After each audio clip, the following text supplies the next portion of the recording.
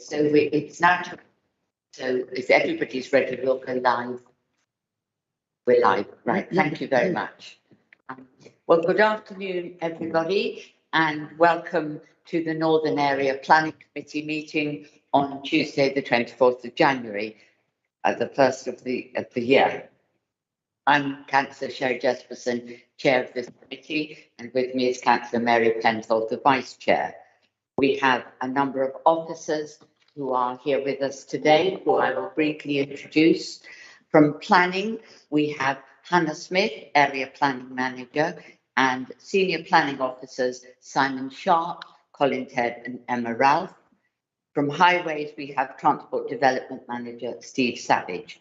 Our lawyer today is Hannah Massey, and Democratic Services Officer, we have Megan Rochester and Josh Kennedy. Members of the committee will introduce themselves when they first speak as we go round. So for visitors who've not been to a planning committee before, and for anyone watching live, I'll very briefly outline the procedure. We have a number of applications before us today that we will consider in turn. For each application, I will invite the case officer to present their report and recommendations, followed by presentations from any other officers as appropriate. It's important to be aware that the reports and all the background papers have been available for members to read and to discuss with officers at the meeting. After that, I will invite those members of the public who have registered to speak to address the committee. Members of the public, please come to the table when called. The microphones will pick up your voice as you start to speak. Each speaker has 3 minutes, and in the interest of fairness, I won't allow anyone to overrun. This afternoon, we have 2 people who were registered to speak who are not able to be with us, so their presentations will be read by Josh from the Democratic Services Committee. And when we've heard from all of the public speakers, I close the public part of the meeting and no further interventions of any kind are permitted. That means you can't speak to the committee and you can't hand us any other bits of paper or anything like that. Committee members will then ask questions on points of clarification, and when they have done that, we then move to deliberate and come to a view. I just make this little statement for visitors to remind everyone that this is a Dorset Council meeting held in public, not a public meeting. So only those members of the public who've registered to speak may do so. Right, so that's all of the preliminaries. We will now move on to our agenda. The first item is we have apologies. Megan, we have apologies from 2, I think. Yes, so we've received apologies from councillors Stella Jones and Tim Cook. Thank you very much. Declarations of interest. Any members of the committee need to make a declaration of interest? Thank you very much, Councillor Pothecary. Thank you, Chairman. Really, I'd like to disclose in the interest of openness that actually I am chairman of the planning committee at Gillingham Town Council. I never vote, not ever. And normally, if it's a major planning application, I hand over to my deputy and leave the room because I know that it'll be coming to this meeting. But we do have an agenda item 8 today, which is a minor application. And to be honest, I didn't see it coming that might end up here. So just to reassure everyone that I've not prejudged in any respect at all. Thank you. Really helpful. Thank you very much indeed. Good. Nobody else? That's lovely. So to confirm and sign the minutes of the meeting of the 25th of October 2022, just for clarity and for the avoidance of doubt, I made an amendment to these minutes to page 7, where the final bullet point is being deleted, but that amendment didn't show up on the copy of the minutes that was circulated. So just to let you know that the final minutes have that bullet point deleted. That's fine. Thank you very much. And I'll sign the minutes at the end of the meeting. Public participation I've covered. So we move on now then to our first application of the afternoon. This is application PFUL 2022-00788. And this is land at Hyde Farm in Pimpern. And it's to install 8 rapid electric vehicle charging stations and associated equipment, new access road and entrance. Committee members, this is a most interesting application. It's another of those that we're becoming very used to now, where it's a fine balance between the needs of the past and the needs of the future. And of course, as a planning committee, we're charged with looking after both the past and the future. So I hope we have an interesting discussion of this one. Simon Sharp, Senior Planning Officer, it's his case. So Simon, when you're ready, we'll hear your presentation. Thank you. Thank you, Chair. Good afternoon, members. So, as Chair says, this is an application in the parish of Pimpern. Without further ado, I'll direct members to this screen. And just you can see the location there to give members some context about where Pimpern is. It's on the A354. It's on the main road between Blandford and Salisbury and northeast of Blandford. That slide on screen shows the strategic road network in the area. So the primary routes in green, you have the A350 heading northwards towards Shaftesbury and up into Wiltshire beyond that, and down to Poole, Bournemouth, Christchurch, Conurbation to the south. And then the A354, which connects Dorchester around Blandford and up to Salisbury. So as you'll see from the report, the location, although it's not on the A350, it's close to the A350 and actually on the A354. And that's important in terms of filling that need for rapid chargers on the primary network around the county. So here's the location on the Ordnance Survey map. A few matters to draw members' attention to from this extract of the Ordnance Survey. First is you can see the contours highlighted there. We're in the Cranbourne Chase and West Wiltshire Downs area of outstanding natural beauty, and the land undulates. And the site is actually, as we'll see from the photos, at the foot of a valley within Pimpern, but actually on greenfield land. And the importance of the contours here are that it does contain the views from and to the site quite significantly. So although the site is in the AONB, the actual wider landscape impact is limited because of the screening afforded by the topography. Having said that, because the site is adjacent to the A354, and that's obviously a sensitive visual receptor, it's in Dorset terms, a heavily trafficked road, then the site is prominent on that thoroughfare through the village. This is the proposed site layout plan. So you can see the 8 chargers which are lined up in bays north to south with my cursor there. To the left of those chargers is the A354 here. And the site, the development will utilise an existing access, which you'll see from the photographs in a minute, actually leads to the Archway Children's Nursery and Preschool. So it will share the vehicular access with the preschool and children's nursery. That's the access to the preschool and nursery. You'll swing into a new area of hard standing, and then here's the chargers in a row. This section, which I've repeated in the slide in a minute, shows that to gain a level plinth for the car charging bays and manoeuvring area, the land is going to be engineered so it's going to be lifted at the site frontage end, and then there is going to be a slight excavation at the rear at this juncture here, where the gabion wall will retain land here, and then it will be lifted on top of a retaining wall here. You can also see from this plan that there is additional landscaping proposed to that which already exists.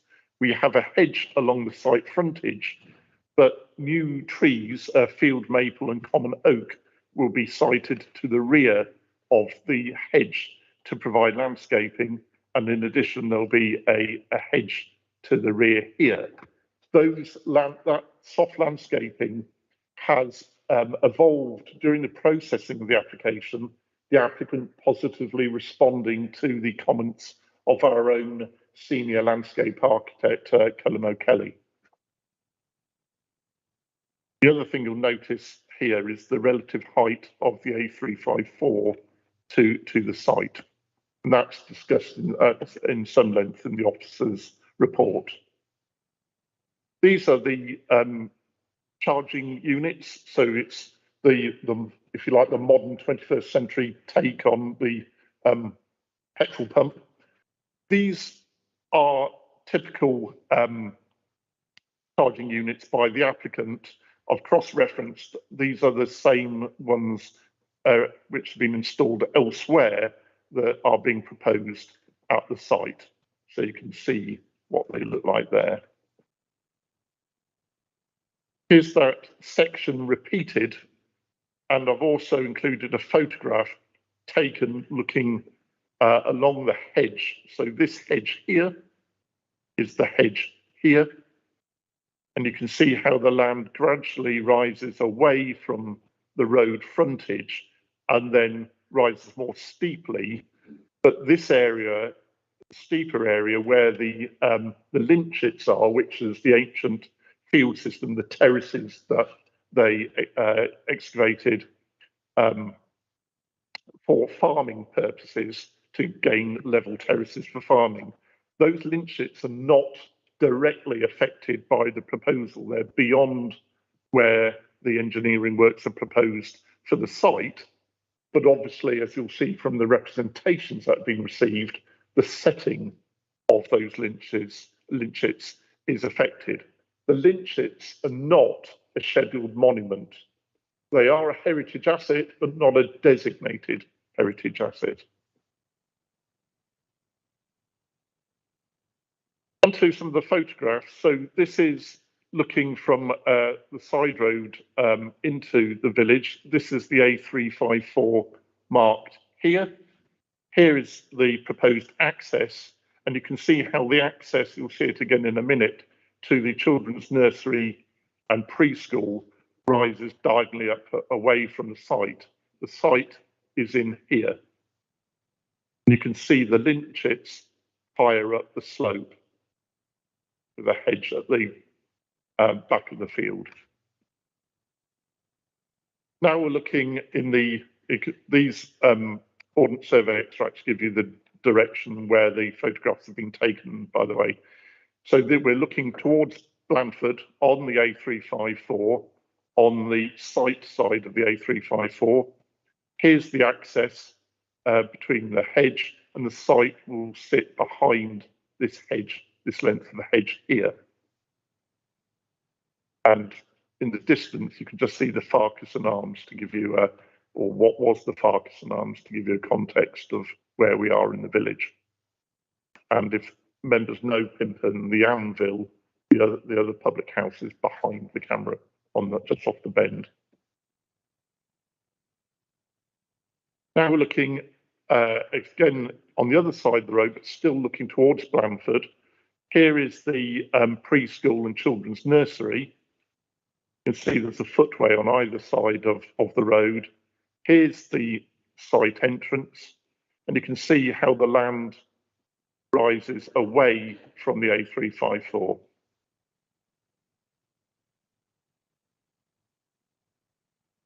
Now we're up on that higher land. Sorry, there's a bit of glare on the images on the screen, but we're on the high land. I'm actually standing on one of the lynchets, looking down to the A354, to that access. Here it goes off towards the children's nursery and preschool. It actually climbs the slope before then dropping down back to the children's nursery. And the site is tucked in behind the frontage hedge. You can see the backdrop is development. It's the residential development of Pimfern. Here's a view with the site off camera to the right, but showing the terracing, the Lynchets, the ancient field system, where the slope was engineered to create level areas for farming. Obviously, you can see now it's very much rough pasture, semi-improved, but very rough and not actively grazed at any time of being at site. Here we are on my top Lynchets. You can see there's a vehicles use the level of the top terrace, dropping down to where the site is, and you can see the residential development on the other side of the A354 here. Now we're down towards site level. You can see the relationship with the existing dwellings on the other side of the road, and this one's on the site side of the road, the one just between the site and the Farquharson Arms. Closer up against this predominantly hawthorn hedge, you can see it's been flailed during the winter, and you can see there's windows serving habitable rooms on the dwelling opposite, and a first floor dormer, and these are windows serving habitable rooms too.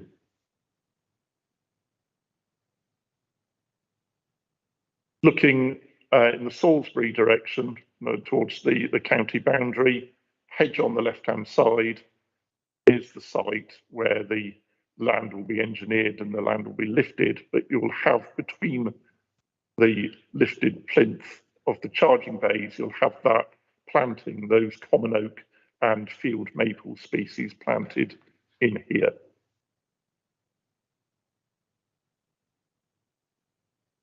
Here's again Salisbury direction along the A354.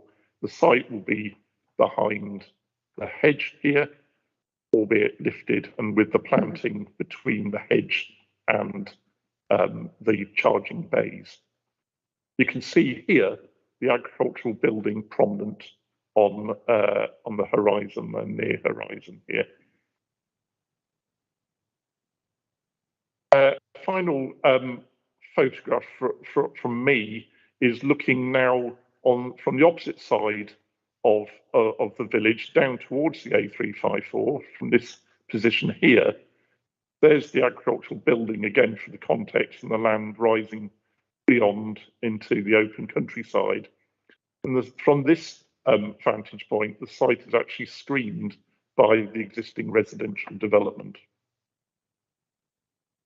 These are images which have been provided by the applicant.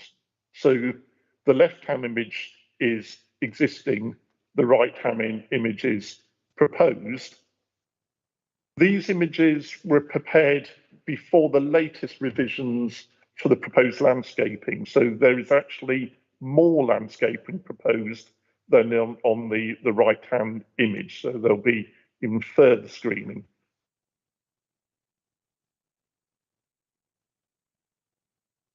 Here's from the A354 looking towards Salisbury. There's the agricultural building on the hillside. Here's the Farquharson Arms, or what was the Farquharson Arms here. The site is tucked in behind here. The images demonstrating that when the trees are in leaf in the summer, and obviously the field maple and common oak are deciduous species, but in summer it will offer full screening, and even in winter with the mesh of branches provided by the hawthorn hedge and the mesh of branches of the trees, there will still be screening afforded. Now we're looking down from the access, which is also private access, but still a receptor because it's used by people coming to and from the children's nursery and preschool. You can see the landscaping. Here's the charging units here. These are the bays here for the charging units. There is planting now proposed here, albeit won't screen the charging units, and there is additional trees wrapping around here. and additional trees. The spacing of the trees is different here. Just dwell on that so members can take in that particular image.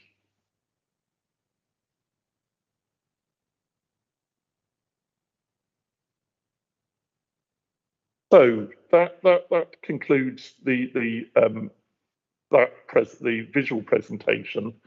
So just turning to the officer's report, there is, just bring members' attention, there is firstly a typo in paragraph 8.2 of the officer's report. It refers to the internal dark sky reserve. It obviously should be the international dark sky reserve.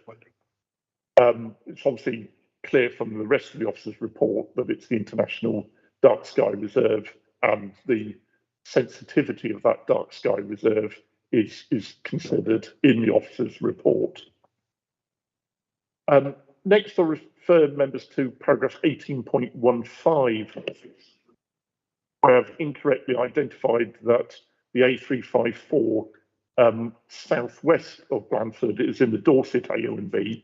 It's actually adjacent to the Dorset AONB in the setting of the Dorset AONB, but not actually in the Dorset AONB. Nevertheless, there aren't sites coming forward apart from the Wintermore Whitchurch sites, which you've already seen at this committee, members.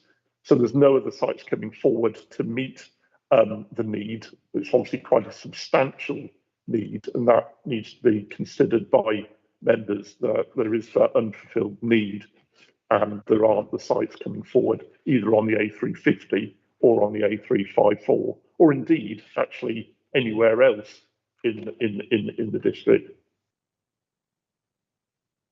You'll see that there's quite, and I think you will hear from a written representation from the AONB officer in a minute about the impact on the AONB. There's undoubtedly going to be harm caused by the development, that's undisputed. I've concluded robustly with advice from our senior landscape architect, Cullen Kelly, that the sensitivity of this particular site change is moderate. The area in the AONB's study is concluded to have a moderate to high sensitivity to change, but this particular location, we robustly, and I say we, myself and Cullen O'Kelly, our senior landscape architect, consider as a moderate sensitivity to change.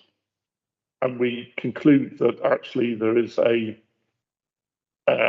moderate level of harm in the first instance while the landscaping gets established. But we are saying that there is substantial benefits being afforded by this proposal due to the lack of these charging stations coming forward. And this is a rapid charging station. All the chargers, the 8 chargers, are proposed to be rapid chargers. So when we consider the development against the development plan as a whole, and of course the development plan as a whole consists of the 2003 local plan safe policies, the 2016 local plan part 1, and of course the Pimpern neighbourhood plan review, which is bang up to date. It was made in November 2022, so it's only a couple of months old. In that development plan, in both the local plan and the neighbourhood plan, the site is in the countryside. It's outside of Pimpern settlement limits, so there has to be that need demonstrated.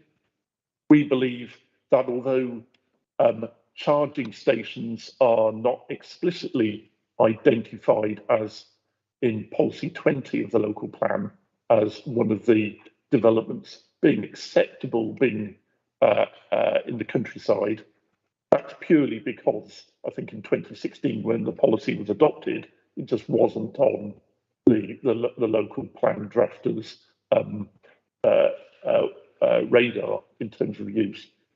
What you will obviously know, members, because the council's declared a climate emergency, you'll know from Dorset Council's own strategy and the national government strategy that there is a need for these rapid chargers across the highway network, and that need is not being fulfilled at the moment.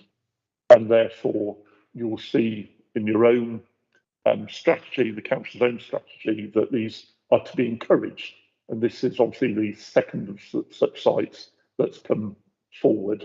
And we still have that big deficit. So that, Chair, concludes what I want to say. Although, sorry, there's one final point, which it was about advertisements. There's no advertisements being proposed. Advertisements would be subject to a separate consent process if they are proposed. Could you just explain for anyone listening when you say advertisements, you mean signs? Signage, yes, sorry, signs. The site is devoid of signage. Signage is not proposed. If signage was proposed, it's likely to be the subject of a separate application for advertisement consent. However, the applicant and their agent have informed me, and I have looked at examples in the last few days where there isn't signage at the applicants' sites because they rely on drivers using an app which will take them directly to a site. Now, I haven't tried this out with the applicant site, but over the weekend, I used an app to get to one of the applicants' competitors' sites in Wiltshire, and it did actually take me directly there without using any signage. So I can only guess that the applicant's own apps are as good as that competitors, and therefore there won't be that need for that signage. Thank you. Before you finish, then, would you like to say a word about the lighting conditions as well, because that's another thing? It is, yeah. So that's obviously detailed in the officer's report in terms of the lighting. It is a 24/7 use. So, you know, there won't be anything stopping someone arriving at 3 o'clock in the morning wanting a rapid charge of their car. Obviously, there's 2 points which I've made in the officer's report. The first is that there's going to be a linkage between the amount of traffic on the A354 and the demand for the charging points. And actually, as I've said in my report, there's good evidence to suggest that as you progress into night time, the traffic on the road becomes more and more local and less in need of the rapid charging points. So the actual use of the charging points is likely to decline at night time. Obviously in midwinter, or where we are now in January, with lighting being needed, 4:30, 5 o'clock onwards, then in those months you're going to have that lighting being required. The lighting, 2 points to be made about the lighting. The lighting has been robust, strategy has been proposed robustly to take into account the site's location in the AONB. The strategy, actually, when the light levels were assessed in that area of Pimpen, you do actually, because of the proximity to Blandford, you do pick up some of Blandford's sky glow in the site. But the applicant strategy actually disregards that and goes more robustly for a dark skies AONB setting in terms of how the lighting will be configured, in terms of limiting the amount of lighting and also having the cowling on the lighting to direct the lighting to only the points where it's needed. And also importantly, it's only triggered when the site is in use. So it's not there, if no one's there getting the car charged, the lights won't be on. So it's just there for the safety of users when they're getting out of the car and they're accessing the charging points. Obviously, you will get the headlights of the cars as they swing into the charging points. And that is covered by that soft landscaping that's proposed between the charging bays and the A354, which supplements the existing hedge. Thank you very much. That's thank you, Stephen. Really clear presentation as always. We now hear from Steve Savage to talk about the highways implications of this. Thank you, Steve. Thank you, Chair. Afternoon, members. Well, I think the case officer has given you a very succinct indication of what's proposed here.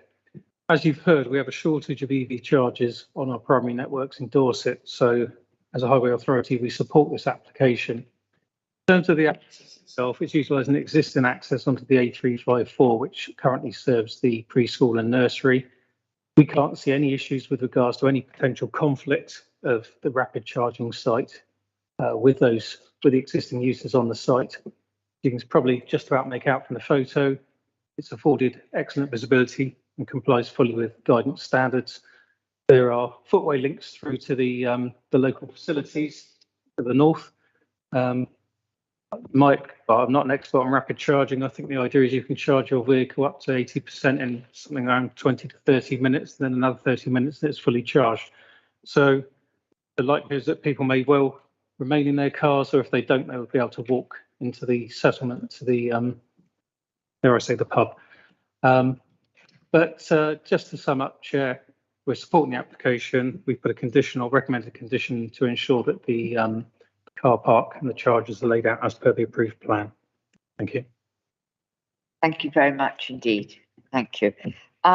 We have 3 submissions from members of the public. The first is from Richard Burton on behalf of the AONB. Richard, unfortunately, is not able to be with us, so we're going to hear his submission read for us now by Josh.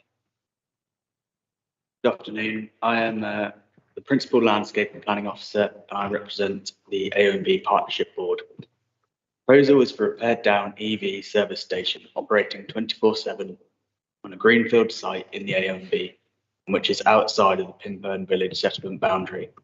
Areas of outstanding natural beauty are the nation's finest landscapes, where government asks you to give great weight to conserving and enhancing landscape and scenic beauty. NPPF 176 gives AONBs the highest level of protection in terms of planning matters, where the scale and extent of development should be limited. Dorset Council, and that includes councillors and officers, has the overarching duty to regard to conserving and enhancing natural beauty in every decision it makes that affects land in the AONB. It has adopted the CC AONB management plan, and statutorily the objectives and policies of that management plan are your council's policies for this AONB. Our objection is rather understated in paragraph 9.2 of the report, as is the significance of the International Dark Sky Reserve status and the council's obligation to reduce light pollution, not simply minimise the increase in light pollution. The assessment of the visual impacts of the proposal takes no account for the need of signs. How will drivers know where it is? Realistic EV charging facilities include protective canopies and somewhere for drivers to wait, usually a coffee shop. The proposal could be regarded as a stalking horse for a larger and even more visually intrusive facility. The argument put forward in paragraph 18.15 regarding potential sites beside the A354 being in either the CC AONB or Dorset AONB is fundamentally flawed, because the A354 southwest of Blandford is not in either AONB. The section through the site on the landscape plan clearly shows the development is not cut down into the landscape, but elevated on a constructed platform about 1.25 metres above the road level. Whilst the ground surface may not be screened, the vehicles, charging units, substation lighting columns and eastern Gabion wall will be visible from much further south than stated in paragraphs 18.33 and 18.36. The AONB agrees that the development will undoubtedly result in irrevocable and harmful change to this landscape by the introduction of incongruous and alien features. However, in an AONB which has the highest level of landscape protection, that level of harm to the landscape should not be acceptable. Furthermore, the time, 5 to 10 years, for the proposed mitigation to have an effect on notable change with consequent harm to the landscape character and adverse visual impact is also not acceptable in one of the nation's finest landscapes. As you all know, the purposes of AONB designation are conserving and enhancing natural beauty. It is clear that the proposal would neither conserve nor enhance the area of outstanding natural beauty. The AONB partnership urges the committee to refuse the application. I hope members heard that clearly enough. I hope members heard that clearly enough. Did you? Yes, good, thank you, because I appreciate it's difficult to hear. Next we hear from Mr. Bainbridge, who's the agent.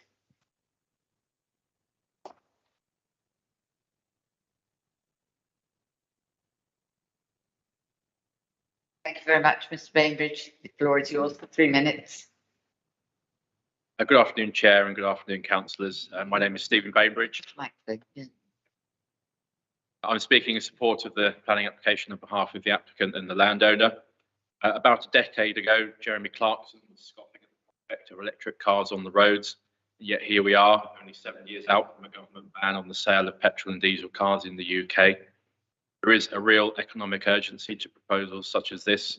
Over Christmas, you may have seen a video clip of cars queuing for hours outside a Tesla charging station because demand is already outstripping supply. To understand how the prevalence of EV charging points nationwide in both urban and rural areas will affect the wider economy, you only need to think of the impact caused when there's fuel shortages, the queues of vehicles, the business meetings missed, the school runs aborted, food doesn't get on supermarket shelves. Imagine that scenario leading up to and after 2030 if the infrastructure isn't in place to support an increasingly EV-dominated private, commercial and even council vehicle fleet. Government policy is clearly set out in the 2022 EV infrastructure strategy. Despite development of the EV charging network being an area for action in the council's climate emergency strategy, there is scant mention of the topic in the local and neighbourhood plans. The closest the local plan gets is paragraph 7.22 to 7.24, which speak of the need to make balanced decisions, echoing paragraph 3.1 of the committee report. In this local policy vacuum, your planning officer has been afforded all the requisite reports he needed to make his decision.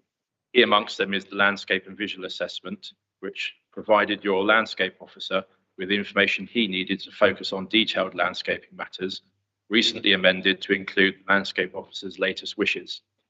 I'm aware of the comments of local people in the parish council, and I hope that the reports and surveys we have provided, allowing the planning authority to craft appropriate controls, might go some way to allaying their fears as we move forward. So why here? Well, that boils down to the need to service the main roads of the county, such as the A354, with regularly located charging sites. Yes, the site is in an AONB. There's hardly a main road in Dorset which isn't affected by it. But because it's the AONB, the NPPF, affords great weight to it. However, the NPPF also tells us to give significant weight to economic development. So how do you balance those weights? In an economic downturn, with the strategies telling us to get this infrastructure in place by the government deadline, I think the NPPF gives you the authority to weigh these factors in favour of supporting your office with its planning controls for lighting and noise to minimise any harm. Thank you. If you have any questions. Thank you very much. Thank you very much. Right, next we hear from Anthony Arthurs on behalf of Pimpen Parish Council.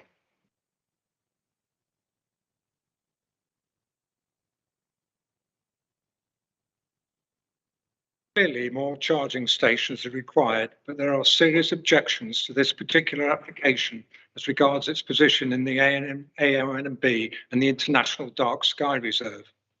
However, as a representative of Pimpen Parish Council, I will concentrate on issues arising from the Pimpen Neighbourhood Plan, produced after much effort and public expense and given extra weight since it was reviewed and made last November.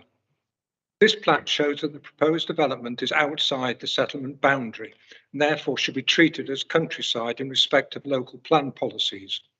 Identified development areas were deliberately placed to the west of the A354 to protect the open pastoral aspect east of the village. It states that the green west-facing slopes along the A354 are important in maintaining the rural character of the village. This is an area of largely unimproved grassland with visible evidence of strip lynchets. Charging station will be clearly visible above the hedge line, detracting from the visual attractiveness of this area. Quote, the net result of the proposed engineering works is that the charging point apparatus will rise to a height of 1200 millimetres above the top of the hedge. The landscape and visual appraisal report and photographs confirm this.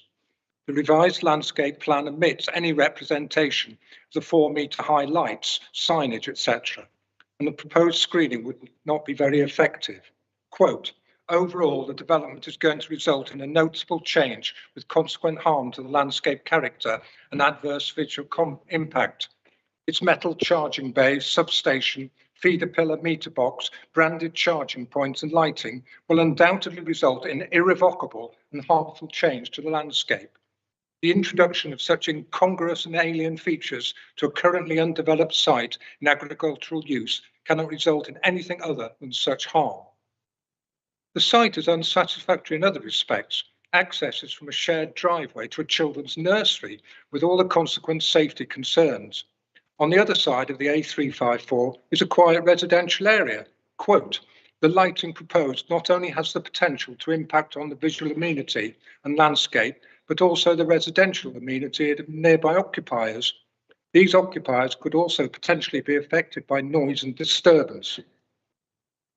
Pimperne has no facilities for users of the charging station while they wait. There's no public convenience, shops, etc. The approved sustainable charging station with 19 charging points near Winterbourne Whitechurch includes toilets, a cafe, etc. Could this be the next step for the application here? There are easily accessible public charging stations in Blandford already. If this development is approved, Pimperne Neighbourhood Plan will have been ignored, and it will seem that Dorset County Council is undermining the government's drive for greater local democracy and involvement, setting a very unfortunate precedent for other planning decisions. Thank you very much indeed. Perfect timing. Thank you very much. Before we go to questions for clarification for members, do either of our officers want to just make any comments on what we've heard in the... No, that's fine. Great. Members, first of all, I'm going to go around the room and see if there are any questions for clarification before we go. So I'll start with Councillor Pothbury. Have you any questions for points for clarification? Thank you, Jen. Hello, I'm Brian Higley from Robwell and White in Weymouth. 2 questions. We've had reference to the shared access with the nursery and preschool. I think I'd like to explore a little bit how people get to the nursery and preschool on foot, because it's not been clear in what we've heard so far. And my concern, obviously, is that people coming off the main road in their cars, plowing through parents and children on the road is a worry. Thank you, Councillor Heatley. I've just put an image on the screen, which hopefully members can see. So the site access is down here. The vehicular access to the preschool and nursery is via here, because the preschool and nursery is on the inside of the bend, basically, or near to the inside of the bend. However, there is a pedestrian access point off the footway here, so pedestrians going to the preschool and nursery don't use that vehicular access, because, to be honest, there is the separate pedestrian access number 1, and that obviously is on the level, whereas the obviously if you were to walk the vehicular access, you'd actually walk to the top of the slope and then back down again, which Thank you. That's helpful. Anything? And yes, other questions? Yes, that's very helpful. I thought it was probably like that, but I thought it was important. This is. Secondly, other charging points in the area, existing or planned. Can we have a sort of overall picture of that? We get mentions of Blandford and Winterbourne Whitechurch, but like to have a sort of comprehensive picture. yeah. So sorry. Thank you. Yes, please. Yeah. So there is. I think I referred to it in my report. The Blandford ones. The number 4 is springing to mind, but I'll just get the paragraph for your members.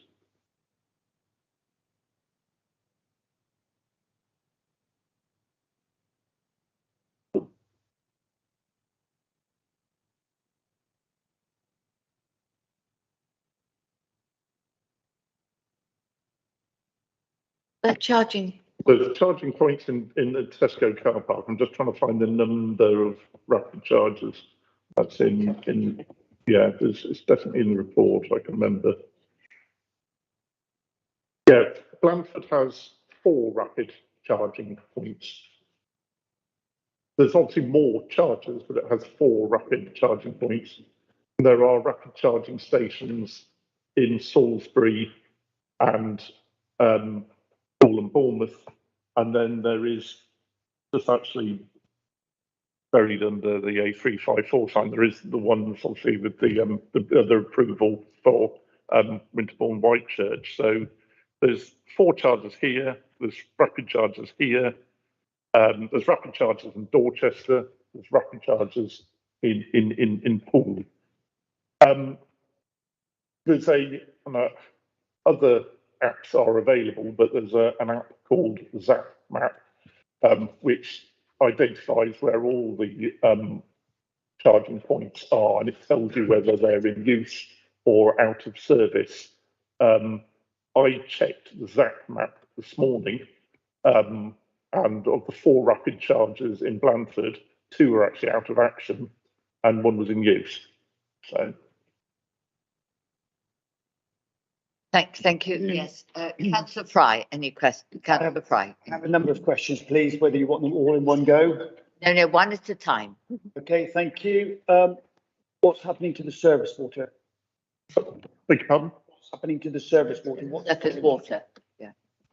Thank you, Councillor Fry. There is a surface water drainage strategy and a surface water plan. So the surface water will be attenuated on site, so the discharges from the surface water will be no greater than the existing field runoff rate off site, and that includes an allowance of 45% for climate change, so an increase of 45% for climate change. For soakaway, effectively. Yeah, it's actually attenuated on site underground, so it is basically a soakaway. Yeah, but there are what I call ACO drain traps, which collect the water from the surfaces. Fine, thank you. So that's number 1. Is there any intention to install EV panels, or are these going to remain being charged from? Is the intention to charge from the main system? The grid. I understand that it'll be from the grid. Okay, thank you. Will these charges be potentially for all makes of cars? Because I know that Tesla, and we've heard the comment already, Tesla produce their own, or are these suitable for everything? These are suitable for everything. So they have the different plugs. I mean, there's obviously predominantly 2 main charging plugs. I won't pronounce them. I never know how to pronounce them, but there's mainly the 2. And it'll be a universal charging station. Yes, indeed. Thank you. And my final question is, and we've heard from the Pimperham Parish Council about the neighbourhood plan, and we do give weight to the neighbourhood plan, but there are times when we need to consider the balance. Where is the settlement boundary in relation to the road there? Just to give us a flavour of how far we're going outside that settlement, if this permission was granted. It is the road. So these 2 things just to clarify in terms of when you say give way. The Pimper Neighbourhood Plan review is part of the development plan, so it gets primacy. It gets primacy, and obviously it's a newer document than the local plan. It's really bang up to date. It's in terms of it's only 2 months old. So that's the first point. It's part of so by law, members, you need to give it primacy in your considerations. And yes, it's outside the settlement limit, and it's therefore in the countryside for the purposes of applying policy.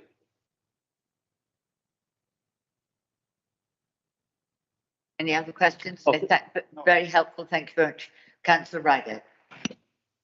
Okay, thank you, Chairman. Councillor Belinda Rideout, Gillingham Ward. I've got a few questions, if I Yes, may. please, one at a time. Question was re-drainage, so I think that's been answered. But I do wonder if the works to create this plinth is going to have any impact on the strip bin chips. That's the first question. Secondly, I note in the report that the units they're not completely disabled friendly. The display panel is 1.5 metres above ground level. Building regs Part M require 1.2 to 1.4. Can that be addressed at all? Can we take this one at a time? First of all, the impact on the litchets, which is yes. So thank you, Councillor Rideout. So the lynchets, there's no direct impact on the lynchets, and Steve Wallace, the county's archaeologist or council's archaeologist, has been involved heavily with this. He's obviously still got the comment about the setting of the lynchets, but there's no direct impact to the lynchets. That's the first point. I've already forgotten the second point. Forgive me. Yes. So but there is impact on the setting of the lynchets, but it doesn't actually go. It doesn't actually involve demolishing any of the lynchets. But yeah. And the second point, Councillor, just reminded. Second question, yeah. The point was about being disabled friendly. Yeah. So I've put that in because obviously the protected characteristics, obviously Part M of the building regs doesn't apply to this proposal, but I cross-referenced it too. So I wanted to make the point about the fact that my calculations, the display was slightly too high. I don't, obviously the applicant's agent is listening to this. I don't know whether they can be made more accessible, and one or two can actually have a higher, a lower display panel, but that's how I've calculated it. I'd caution the weight afforded to that matter, but it's nevertheless something that you need to weigh into the overall balance. Okay, thank you. Any other? No. Yeah, I do have some other. Yeah, no, please. One at a time till you finish. Carry on. And David and I bought our first plug-in car. We went to charge it. We had all sorts of trouble. We'll verify. Yeah. And we couldn't sit in the car when it charged. It locked us out. Now I think you mentioned at 18.40 that some occupants may remain in their car. Others will have to get out. With these particular charges, can you actually stay in your car? Because 20 minutes is actually quite a long time when you're waiting and no other facilities. Thank you. I confess to being someone who's had EVs in the past, electric vehicles. I have sat in the car while it's been charging, so I can't see any reason why you can't sit in the car while it's charging. But I don't know in the instance on this one. And there isn't, there are no on-site facilities, but I can't see, there's nothing before me to say you can't just sit in your car while it's charging. Thank you. And just as I understand it, the research I've done, people tend to on these rapid charging sites sit in their car while the car's charging because they tend to look at the dashboard to check how the car's doing in terms of the charge. Perhaps we could have clarification from the applicant. Yes, I think we perhaps might do that. Let's get to the end of your question. Yeah, another question. The hedge. You showed the photograph of the hedge, and clearly it's not going to be tall enough as it is to screen those charging units. And I think in the report it mentions they could be seen 1.2 metres above the hedge. And also, I'd like to know if there's any light emission from the back of those chargers onto the roadside. Thank you. Thank you, Councillor Rideout. So I've put that section on the screen again to show that relationship. So you can see the hedges here. So you can see the level of the top of the charger is clearly above. If I draw a horizontal line across, you can see that the top of the car and the top of the charger is clearly above that line, and that's the saloon car. Obviously, a lot of people these days drive SUVs, including electric SUVs, which will be higher again. So yes, if there was no landscaping proposed, you would clearly be able to see the charging points and the car above the top line of the hedge. And there's no illumination proposed on the back side of these charging points, and the lighting is limited to illuminating the bay for safety reasons, so people can actually get out their car safely and get to the charger. There's no lighting pointing in this direction at all. Does that make sense? Yes, yes, So, yes. thank you very much. But is it something that we can condition the height of that hedge? No, because it Okay. belongs to the. I believe it is a condition. Certainly the lighting is a condition, and I believe the hedge is a condition. It is in the applicant's control, the hedge. Is it? Yeah. Good. While you're checking that, can I just make another comment then that because so the screening of this, it's not going to be screened by the existing hedge in any meaningful way. We're relying on the trees that are going to be planted there, as I understand it, for screening. It's going to be a while before those trees grow up, and when they do grow up, will there be issues then? They're deciduous trees, oaks and field maples, both of which eventually will be lovely big trees, but their canopy will be way up here. So I'm struggling to see mature oaks and field maples as screening what we're looking at here, because the canopy will be 30 foot up in the air. And also I'm worried about the leaves then falling, that this infrastructure here has to be kept clean and safe. So I'm concerned about the choice of those trees. I'm sure the landscape officer knows what they're doing, but can we just comment on that? Thank you, Chair. Thank you, Councillor Ryder. So there were quite a lot of discussions about the species, and obviously there are, first of all, there is condition 6 is in relation to the hedge height, the maintenance of that, and then there are the condition 5 is about the maintenance and management of the landscaping detailed in that plan. Now, I have been to various of these rapid charging points, and many of them, including the ones actually on motorway service stations, are under tree canopies, and including the fact that the tree canopy, the bottom of the crown has been maintained so it's about 3 metres above ground level. Here it could be just a bit lower to provide that continuity between the top of the hedge and the top of the tree. And you can actually manage it so that that tree doesn't, with the management regime over each year, to ensure that that tree doesn't become, particularly field maples, they'll grow pretty fast, to be honest.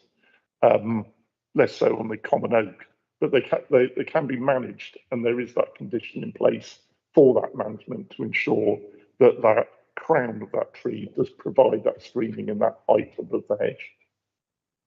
Thank you very much. Lots of ifs and buts there, isn't there, for the residents of Pimpham, but thank you for that. Yeah, Councillor Ryder. Oh, thank you for that clarification. Just ask one more little question that my colleague prompted me.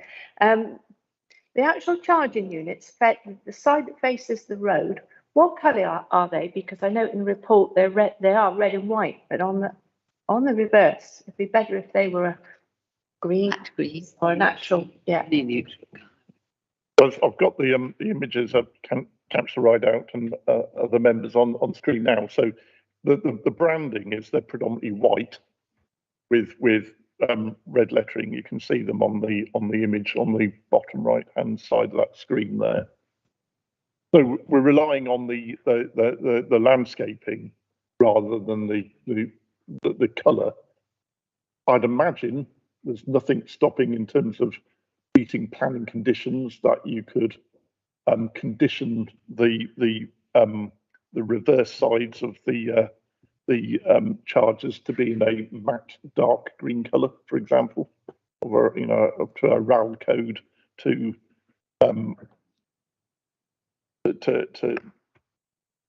soften their impact further. As I say, the officers, including the senior landscape architect, consider that the soft landscaping does the job. But if members think that further control is necessary, then a no condition would be in members' gift with the garden. That's helpful. We'll bear that in mind as we go around. Thank you. Any other questions? Thank you. James. Yes, no, just a quickie. I don't actually know what 65 decibels sound like, but I just wondered whether if the charging base had a canopy over, would that limit noise and light? And is that anything we could consider as a point or not?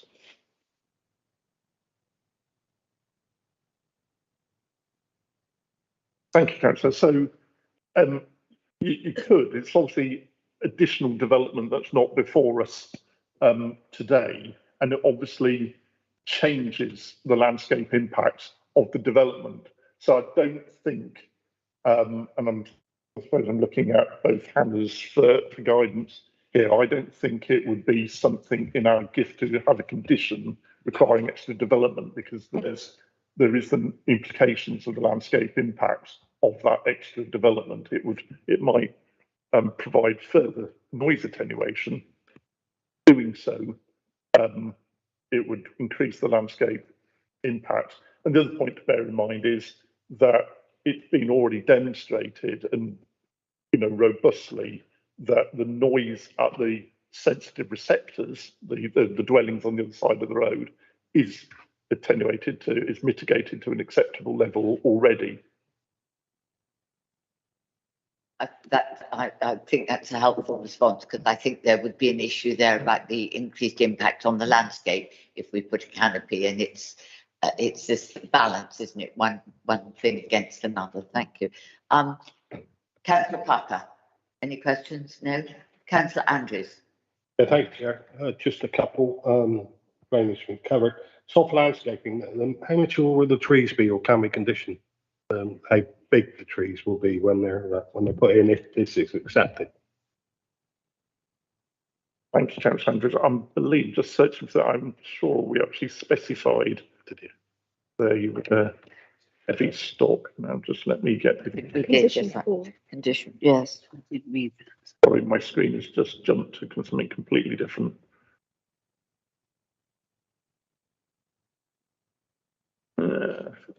Condition 4, perhaps. Let's have it. Yes, condition 4, Councillor Andrews. Heavy stock size. Yeah, that's defined, so that there's no imprecision about heavy stock.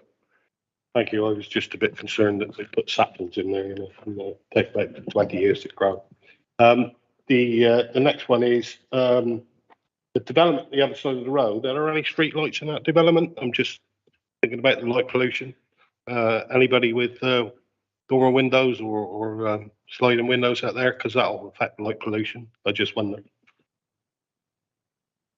Yeah, as I said in my, thank you, Councillor Andrews. So as I said in my introduction, the existing light levels were robustly considered, and actually the light pollution in that area of Pimpern, I say that area, not all of Pimpern, but that area of Pimpern, was such, especially with the sky glow from Blandford, that they could have actually designed a strategy in accordance with what that sky glow was, but they didn't. They actually robustly went to the dark skies. There is no highway lighting columns in that area. There were, because I went to the site at various times of the night. The latest I went there was about 9:30 at night. There's little lighting in that area, to be honest. It's the sky glow from Blandford is what you pick up. A few people have got the PIR lighting, by their back door when they put the bins out, but there isn't that level of lighting in that area. Thank you, Chair. Helpful. Thank you very much. So could we ask the applicant then, if you could just clarify for us, is it possible? Is it the expectation that people can sit in their cars while they're recharging, or is it one of the charges we've heard referenced where you get locked out of your car? Could you just clarify about the committee?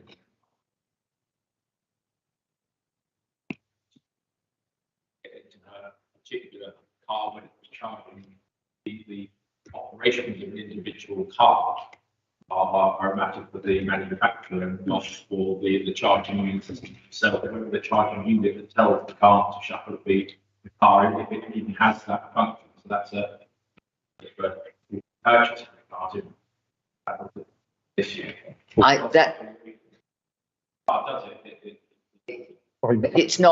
It's not a function of the charger unit that you can't sit in your car, so we can. I have the answer actually. It does come to me. Sorry, Chair.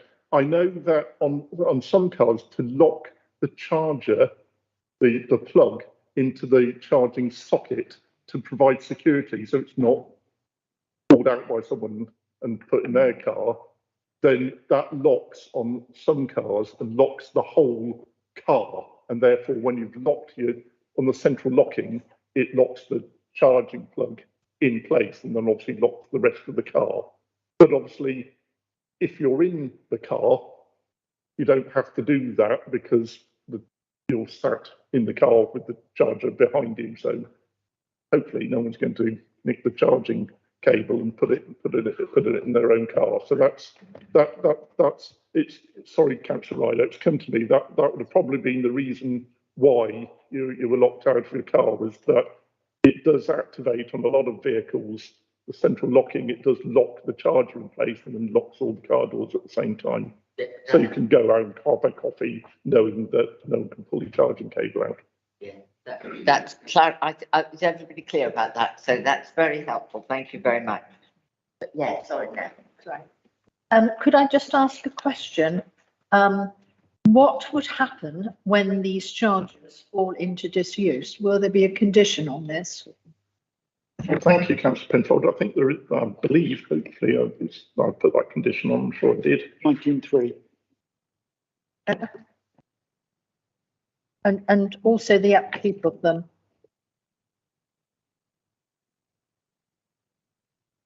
Yeah, so condition 7 is the one which basically removes the operational development from the site, so the charging, the only thing that remains there is obviously the shared access to the archway, nursery and preschool. And just on the clarification of that, why I used the word irrevocable harm is that although that charging station could be there for 30, 40 years, and that's why I've said it's irrevocable, the condition actually gets, if it falls out, falls into disuse, to be removed and the site restored. But I think it's reasonable to describe that as irrevocable harm over such a long period of time. Yeah, thank you. Thank you very much. Yes, I was just wondering about lifespan, Yeah. Thank you.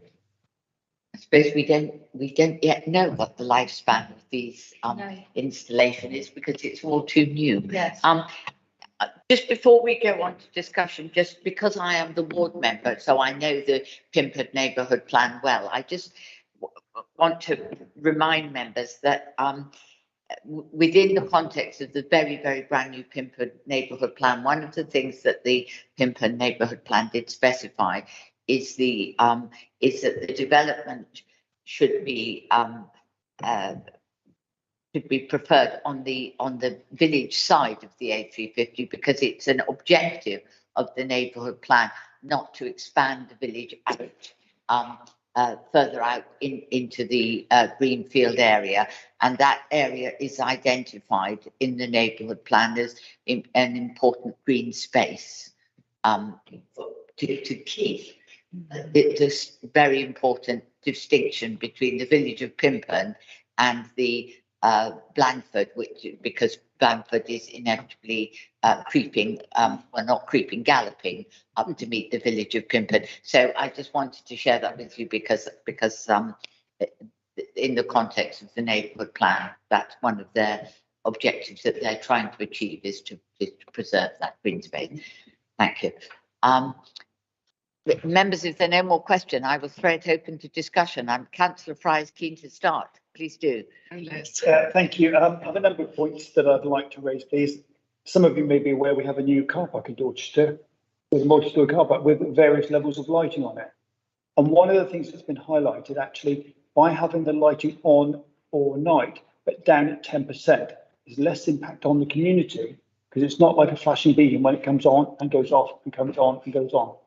So what they're saying there, they're starting to manage that down, reducing the lighting down to 10%, which increases marginally when a vehicle comes into there.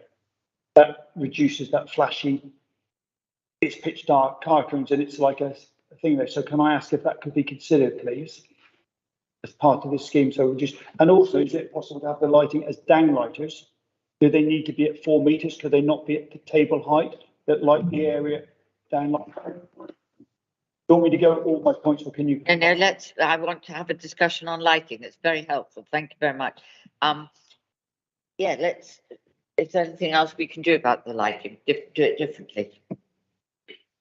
Thank you, Councillor Wright. So, as I said in the introduction, the lighting has actually been designed a strategy, which is a kind of detailed strategy. It is reserved by condition because it's a strategy, is detailed robustly for the zone, the darker zone than actually the site is within. So it's actually already take a step change more robust than it actually needs to be already. So, as I say, the lighting was actually assessed and agreed by us as being, also the site agreed by us as being in zone 2. It's actually, they've designed the lighting structure for zone 1 for a darker zone than actually the site is within. So they have, with all, you know, the way they've, in terms of the I'm not a lighting engineer, forgive me, but the luminance, the bulbs, the caroling, they have designed it robustly to ensure there isn't that light spill. And they actually, their lighting strategy actually included a diagram of the light spill, or the lack of the light spill. And it was basically the light didn't spill further than the site boundaries. And I appreciate what you're saying, but this, through the car park endorsers, has come out after consultation and significant number of communication exchanges of emails from local residents who felt that the lighting was intimidating. It was like a beacon, and they have now working up this plan to, one, keep the lighting down as much as possible, rather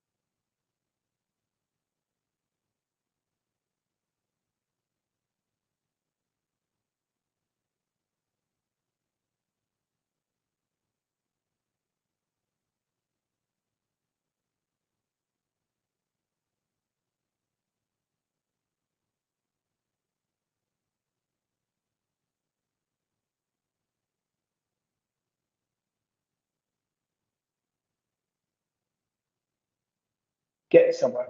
And I would be worried if this was imposed on them, this was a lighting strategy. Somebody will have complaints coming out of it, and I'm thinking of those local residents. But I've made the point, I hope it's taken on board, and we can move on. Did you want to comment on it? Can I just, is there any possibility, and I don't suppose is there any possibility we could condition that we review the lighting strategy at a later date? Would that be a reasonable condition? You know, We'd asked for further details if you felt that was necessary. So that's what we're looking for when the details come through is the minimum amount of lighting necessary to make the development safe for people using it. Yes, We're looking for the lowest level illumination possible. Yes.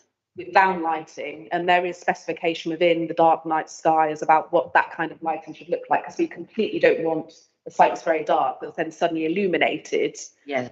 And that's even more harmful than having continuous low-level light almost. And I completely understand what Councillor Fry's saying there. I think the conditions that Simon's recommended would cater for that, because when any specification that we agree through condition will have to have regard to the dark night skies and minimum illumination. I think that goes from the actual panels themselves, the actual charging stations, and anything that's external that's required to light the spaces. I think going any further than that is probably might be difficult in terms of wording a condition. I think that's helpful. I'll take all that. That's fine. I'll take that. Is the committee content with the response we've had on that? And we have to trust that this is so new that all of this kind of infrastructure. We have to hope that the lighting strategy is as good as it can possibly be, and trust to our officers to agree there. Councillor Fry, did you have further points to? Yes, please. No, carry on. My colleague has raised the issue of the colour chargers. I'd like that to be conditioned on the rear of them. I think that would make it less impactful on the community, particularly whilst the green spaces are coming. We're not talking about the front where they promote themselves, but I think a pastel green, a beige green, or something on the rear of them would reduce that down, please. I would also like 19.3 in the conclusion, put as a condition. That's removal when they are no longer in use, because it's not at the moment. I didn't see it as a condition there. It is, sorry. Forgive me to, I think it's condition 7, is it? It's condition 7. Condition 7, Councillor Fry. Okay, thank you. Yeah, I've got that now. Thank you. Yes. Is it possible to condition? I absolutely appreciate the value of the neighbourhood plan, and I really am struggling with this in my own mind with the climate and the neighbourhood plan. Is it possible to condition that no more development should take place in that area? You're considering or determining the development in front of you, councillors, so that's not a reasonable condition. Obviously, if further development comes before the council, then through our constitution, if the parish council objected currently, it would be referred to the board member, chair of the board member, on the same person in this instance, and the deputy chair, Councillor Penfold, and their recommendation, if it was to go to committee, would, I'm sure, be honoured by the officers, and it'd be brought before members again. But to reiterate, you're determining the application before you, and that's an important point to make. I think when the parish council raised about, this would be the open door for further development. I absolutely appreciate it. Thank you.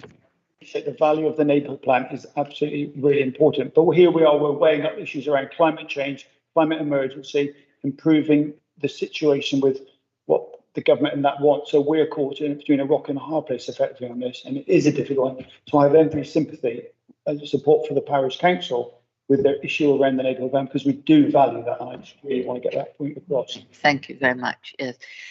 Anybody else got any other points to make?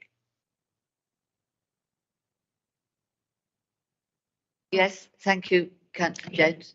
Thank you. I'm very sorry with regards to the parish council and those that object, but I think that EV charging points are absolutely necessary. And the A354 is a main road coming through out from the A303 Salisbury, down through Blandford, down to the coast. I just think they're needed, and with the conditions that my colleague, Councillor Fry, has just stated, I would like to propose the recommendation. Thank you very much. So we've had a proposal that, can I just clarify, is your recommendation including the new condition? Yes. For the Yes. colour? Yes. And can we just clarify that that colour will be matte grey, but it will be matte grey or dark green? A matte camouflage cut, not camouflage, but matte, that's fine. So it's you're proposing with that additional condition. Can I ask then if there's anyone who'd like to second that? Councillor Rideout to second it, sorry, Mayor. Councillor Rideout to second it. Can we put it to the vote then, ladies and gentlemen? Condition. Do you need some time to prepare a condition for the colour? I think from what committee has said, we can construct a condition that requires samples of the colour of the rear of the charging points for approval. Yes. And any such, we can put in the condition, any such colour should be matte grey or dark green finish. Yes. And we'll have a look with the landscape to see what the best colour would be there, because obviously if you're reading it in the context of vegetation, it would be a darker green. Yes. If it's more of a visual impact in terms of sky behind it, we might want dark grey, but we'll find the best. Yes. And this is the kind of note at the bottom. The reason is so that it could be to minimise the visibility. Sorry. Yes. So we are going to the vote, so I can't have too much discussion. What surface that the cars will be on, will that be, I'm just conscious that tarmac when wet can reflect and be shiny. Is this going to be a surface that's matte and non-reflective? It will be ordinary road surface. It will be, yeah. Yes. I think that might be a condition too far, Councillor Fry. Does anyone else want to pursue this? I mean, there is already the little road up to the Archway Nursery, to be fair, and this will be, this will be a block of hard landscaping with these. I mean, it's going to be visually intrusive, whatever it looks like. Okay, we have a proposer and a seconder with the extra condition. We are now going to put that to the vote. All those in favour of approving this application with the extra condition, raise your hands. Any against? Well, that's very clear. Thank you very much indeed. And thank you, members of the committee, for giving that a good discussion, because it's a slightly contentious discussion. Thank you very much. Moving on then to our next. You're not wanting at this point, ladies and gentlemen, you're wanting to press on. Discreetly remove yourself from the seats. Yes. Simon, we were just getting used to you then. Yes. Thank you very much. So while we are shuffling officers, we will just pause. We're not taking a formal break, but we are just shuffling officers. Thank you very much. Yeah, I just think bring and go here. Good, thank you. The reality of what it's actually going to be. It's so intrusive. It's tucked behind it. Yeah. That's the God's sake.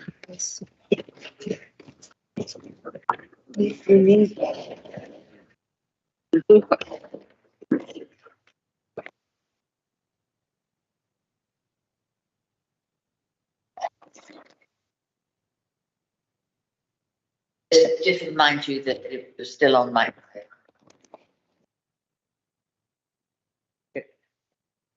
They were just talking about your chair. That's right, good.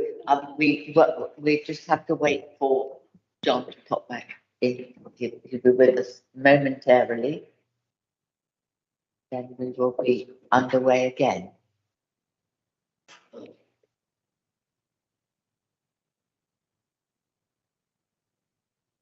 I will, while we're just waiting to resume, I will remind members that the pictures on our screen here, the photographs on our screen are not as clear as they are if you're following on Teams. So if you are having trouble with the photographs. If you also follow on Teams, on your screens, the photographs are clearer there. Good, thank you very much. Moving on then to our next agenda item, item 7. This is application PFUL 2021-01338. Now, this is the former ATS Euromaster garage site in Shaftesbury. Members, you know this site of old. We refused an application in April 2021, and our refusal was overturned at appeal in January 2022, and that permission now stands. We are now asked to consider a very similar proposal, but the key point is this is with the addition of 6 extra units on it. This is Rob McDonald's report, which Hannah Smith, Area Planning Manager, is presenting for us today. Hannah, over to you. Thank you very much. Thank you, Sharon.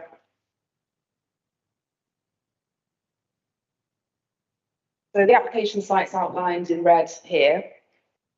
You've heard a brief description of the planning history of the site, which is a material consideration today in your determination. There's 2 planning applications previously on the site. One was for a retirement home, which was for actually 28 dwellings, which was implemented when the buildings were demolished on the site. And then more recently, we had an application for 18 dwellings on the site, which was refused by committee and then subsequently allowed at appeal. So the application previously, just to give background, was refused by reason of the excessive scale of the proposal, so its size, the design and its impact on heritage. The inspector didn't agree with the reasons in that case, finding that the design was appropriate, the appearance was okay, and that issues to do with materials could be dealt with by way of condition.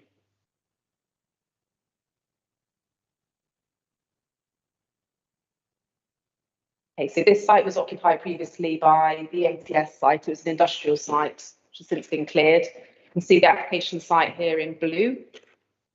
There's a tiny bit of the site which lies within the designated conservation area, but most of the site lies just outside and is within the setting of the conservation area. You can just make out those red stars there, which are the listed buildings which surround the site. It's in the setting of the conservation area and numerous listed buildings. In terms of levels, the levels drop significantly past the site. There is a bit of a gradient on the site itself, but it really drops away down the escarpment. You can see this area here, which is a safe policy from the 2003 local plan, which allocates this site as an important open and wooded area. This area wouldn't be affected by impacted by the proposal, but just to make you aware, there are significant level changes on the site there.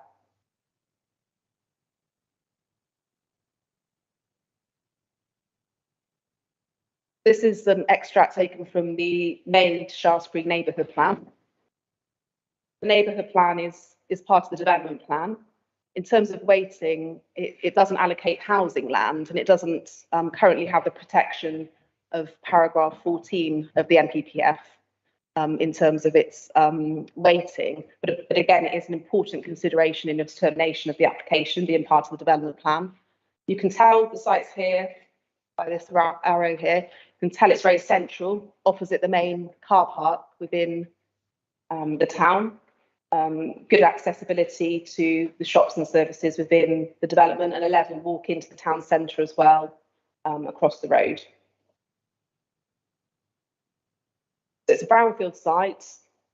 There's obviously policy that aims to reuse brownfield sites rather than greenfield. It's a preference set out in the NPPF. This is some context of what the site looked like before the buildings were demolished. You can see the industrial site was fairly incongruous in terms of its layout. So it didn't present to the street at all. It had a large hard surface apron in front of the building where there was car parking. Not a very pleasant place to walk past, and not really a very welcoming site in terms of the main car park in the centre of the historic town.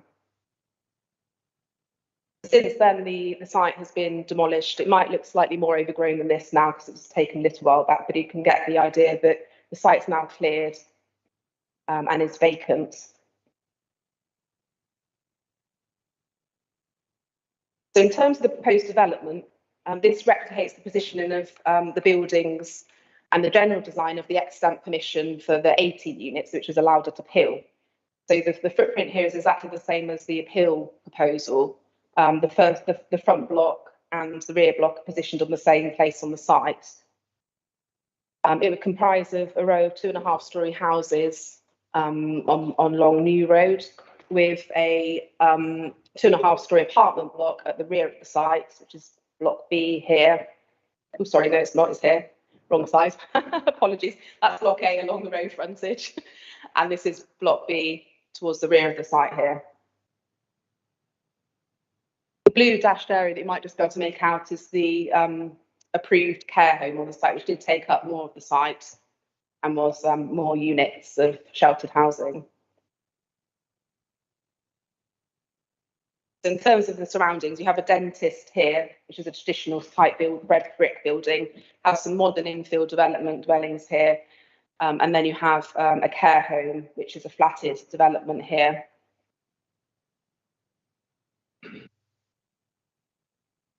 To just run through the proposed floor plans.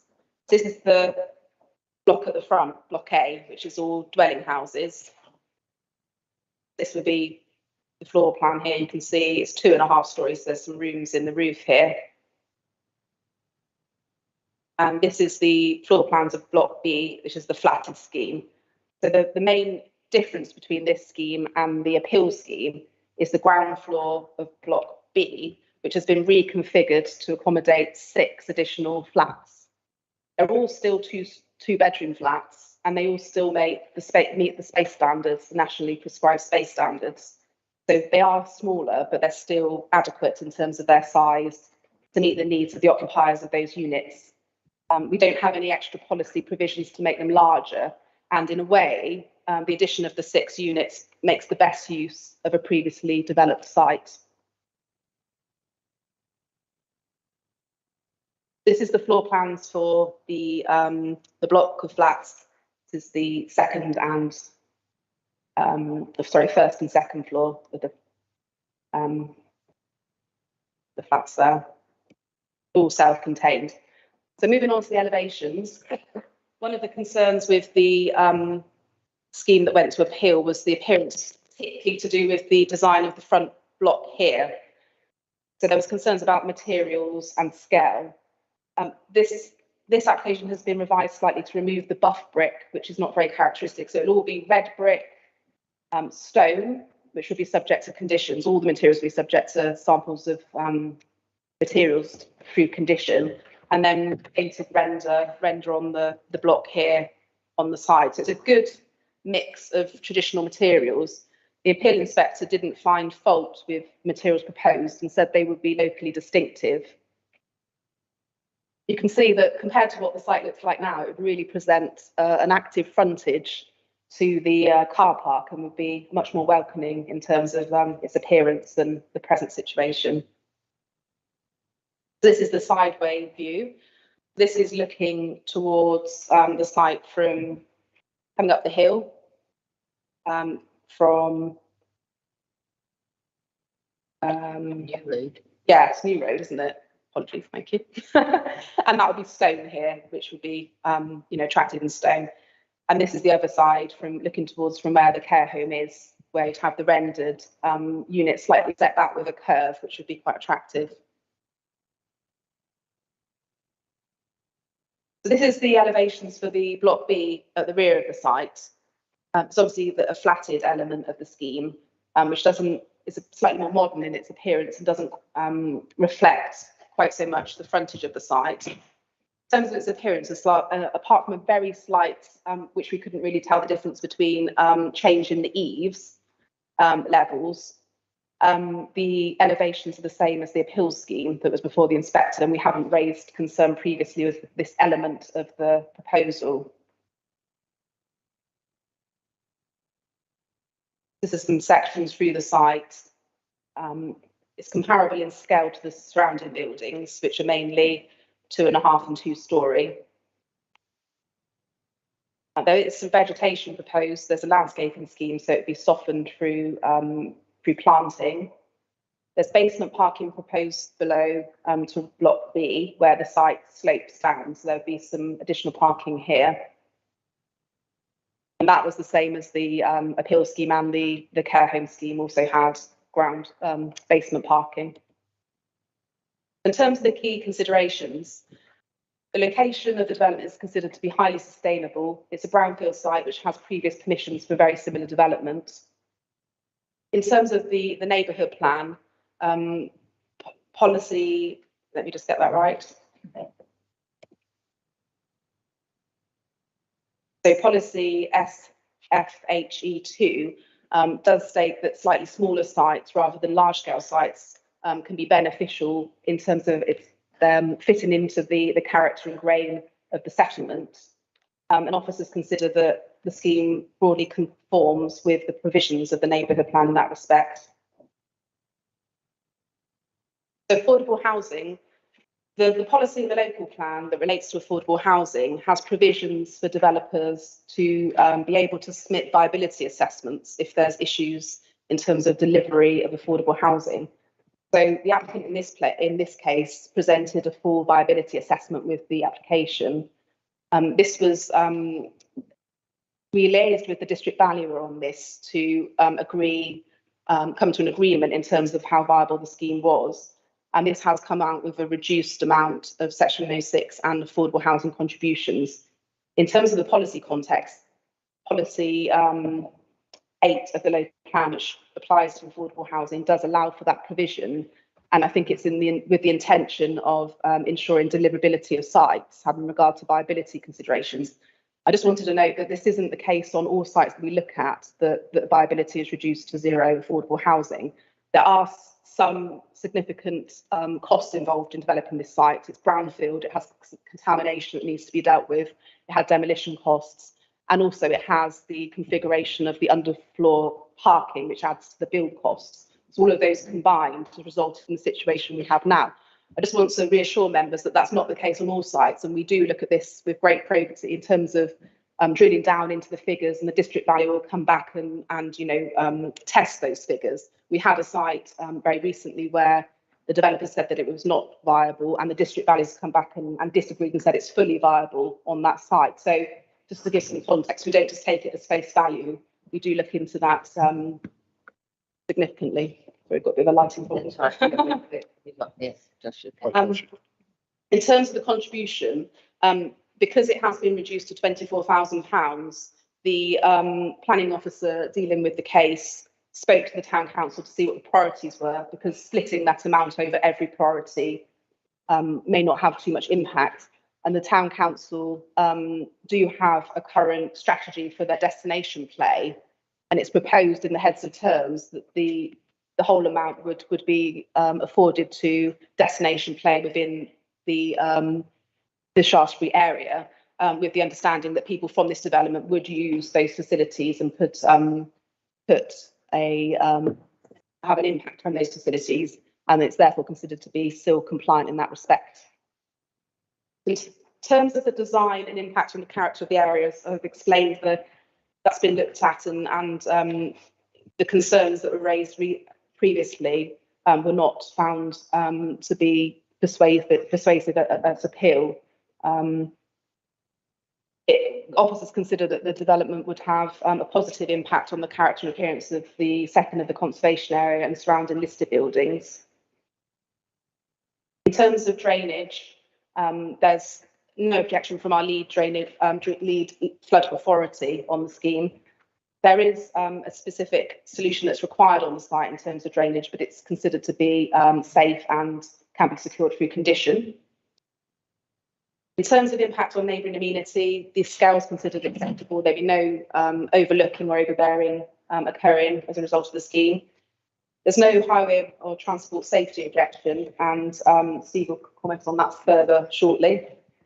And the conditions required in terms of biodiversity to ensure the biodiversity requirements are adhered to. I think I've already spoken about most of these points. So it's within the settlement boundary of Shaftesbury. comparatively small site, could be developed in a timely manner in terms of delivery, because there isn't currently housing delivery in the North area. And we have a published supply of 5.17 years, but there have subsequently been 2 appeals where the inspector found slightly below 5 years, sorry. That is obviously a snapshot, but it is material in terms of we need to keep up the amazing progress we've made from being 3.3 years to, you know, pretty much over 5, but it's not over, and we've got to keep going to achieve a sounder 5-year housing land supply.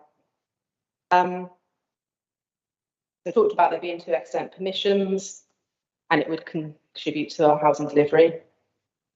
In terms of also talked about this, there's 24,000 can be supported by the scheme. The money would be towards local destination play facilities.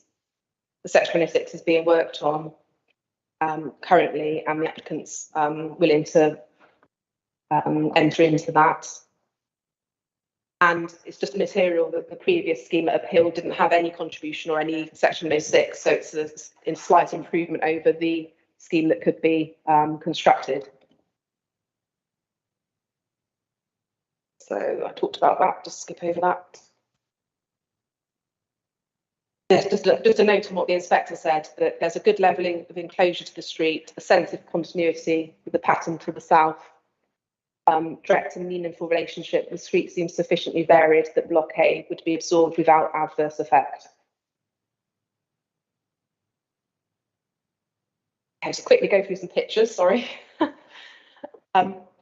This is looking back towards the site. You can see the ATS site there. This is looking from New Road towards the site. This is looking back towards the site, just to give an idea from looking towards the site over here. See the dentist surgery there to give you some, so sort of between this bit here where my cursor is, the development field, this area. This is from the other side of the road by the car park looking towards the site. You can see here below the elevation that present to that view there. This is from Heritage Assets here, so you can see the top photograph is looking towards the corner of the site, and again this is looking back up towards the site from the development adjacent to it. This is the setting of the King's Arms appreciated from the street scene. There's no conservation objection from our internal consultees on this scheme either, just to note. So I'll skip over highways and safety parking because Steve's going to comment on that, about drainage. So in summary, the recommendation is to grant to a Section 106 agreement to secure the financial contribution and some. Thank you, Chair. Thank you. Thank you very much indeed, Hannah. So we'll now move on to hear from Steve Savage, the Highways Transport Development Manager, about the highways implications of this. Thank you, Chair. As you've heard, the amount of developments increased from that previously considered in 2019, from 18 dwellings to 24.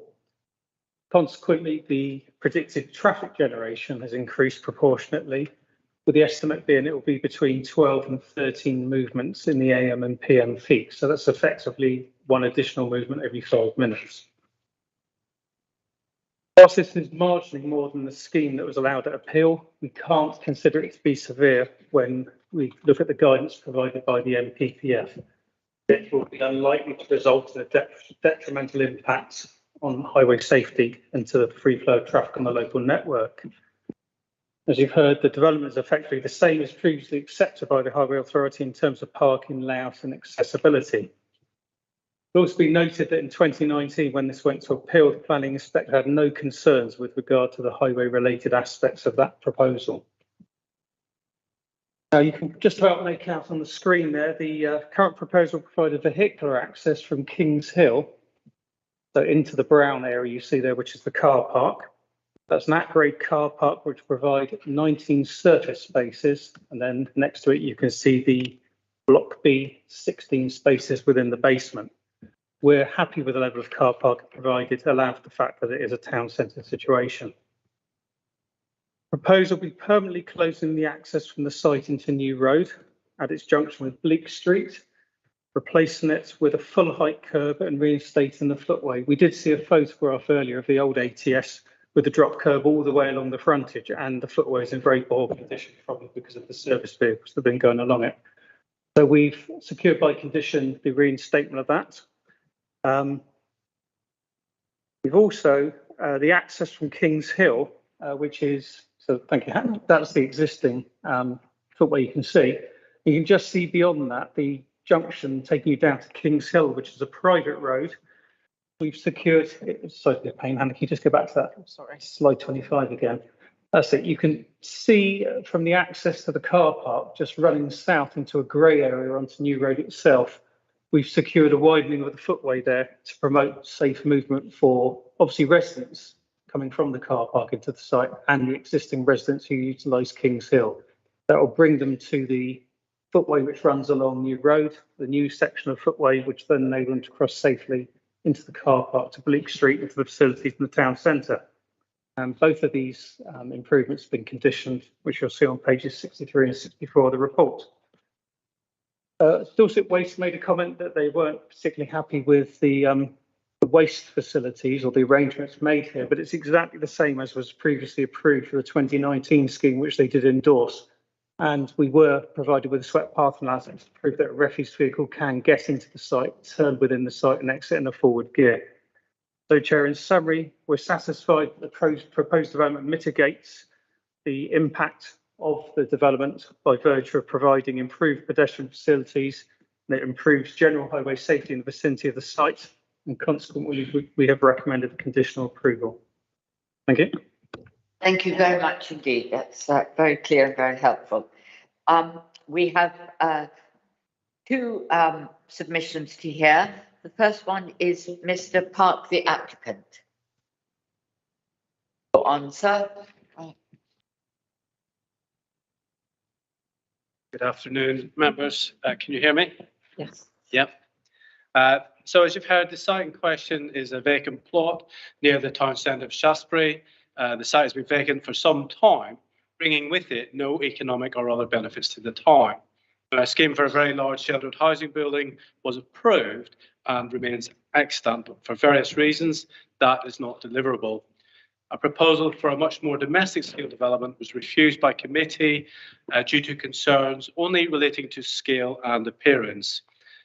In allowing the subsequent appeal, the inspector considered that scheme to be far more appropriate in scale and of superior design to the approved sheltered housing scheme, and a positive enhancement to the conservation area and to the setting of the various listed buildings, and bringing with it many benefits. And the inspector has a heritage background.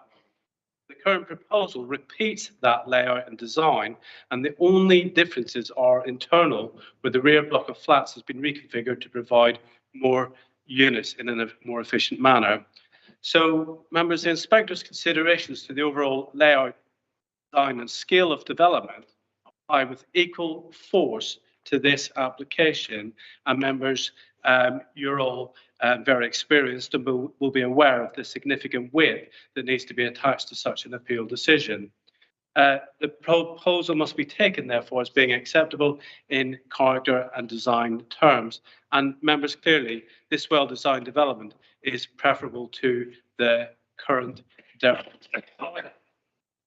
any unsubstantial benefits. Members, the proposals meet all other planning and technical requirements. I note the objections from the Parish Council in relation to highway safety and traffic. Now, we must remember this was a previous commercial use, which was a tyre depot with vehicles attending the site at all times of day, including large delivery vehicles.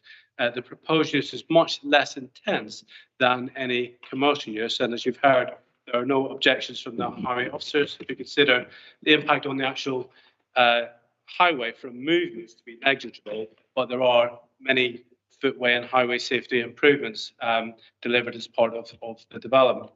So members, respectfully request that you support your officer's recommendation and vote in favour, please, of a grant of planning permission. Thank you. Thank you very much indeed. Thank you. We hear next from Virginia Edwin Jones for Shaftesbury Town Council. Chair, afternoon everybody. So Shaftesbury Town Council does object to this application, although that is putting it a little strongly. Specifically, we're unhappy with the lack of affordable housing, we're unhappy with Section 106 contributions, and I would like to make some requests about material conditions. We don't object to the development. It will be a huge improvement on what's there right now. In terms of affordable homes, the applicant claims that offering affordable housing as part of this development is not financially viable. Because it is a brownfield site, it has abnormal work costs, requires significant infrastructure, and has high existing use values. The applicant surveyor and valuers calculated the viability of building affordable homes as part of this development on a percentage split of 40% affordable homes. Given that the NPPF only requires 30%, not entirely clear why. But obviously, if negotiating down the affordable home split can be negotiated down to zero, could it not have been negotiated down to 10% or 5% or 8.3%, which would have given 2 affordable units? So we're not happy about that, and it's just not clear to us, and the information isn't available to us to understand that. In terms of Section 106 monies, obviously this is considerably impacted by not having any affordable homes. Nonetheless, all 24 units will have people who will be using the National Health Service, open spaces and leisure facilities, as have been mentioned. Again, we have tried to find out where this figure of £20,000 has come from. There doesn't seem to be a formula for it. Tangent, who put together the economic viability report on behalf of the applicant, haven't explained where this figure has come from. And DVS, on behalf of the council, have said that they find it acceptable, but haven't explained where it came from. I did ask the council to explain to me where it had come from, and I received for the planning department this comment. The viability assessment uses standard agreement viability methodology in this respect, and we have no evidence to take a different approach. Viability appraisals take account of the current situation, which I think is supposed to mean that we should all calm down, not worry about it, and they've got it in hand. But that doesn't actually help us with understanding where the 24 grand has come from, when actually the area that would be used by applicants, Barton Hill, requires a complete refit, and 24 grand doesn't really get us very far. And in the economic viability assessment, they started off with £250,000. No one's asking them to pay that, and now we've come down to 10% of that. It just doesn't stack, and we think there'll be more. So I can't tell you how much more we're due, because obviously we don't have a formula for it, but there we are.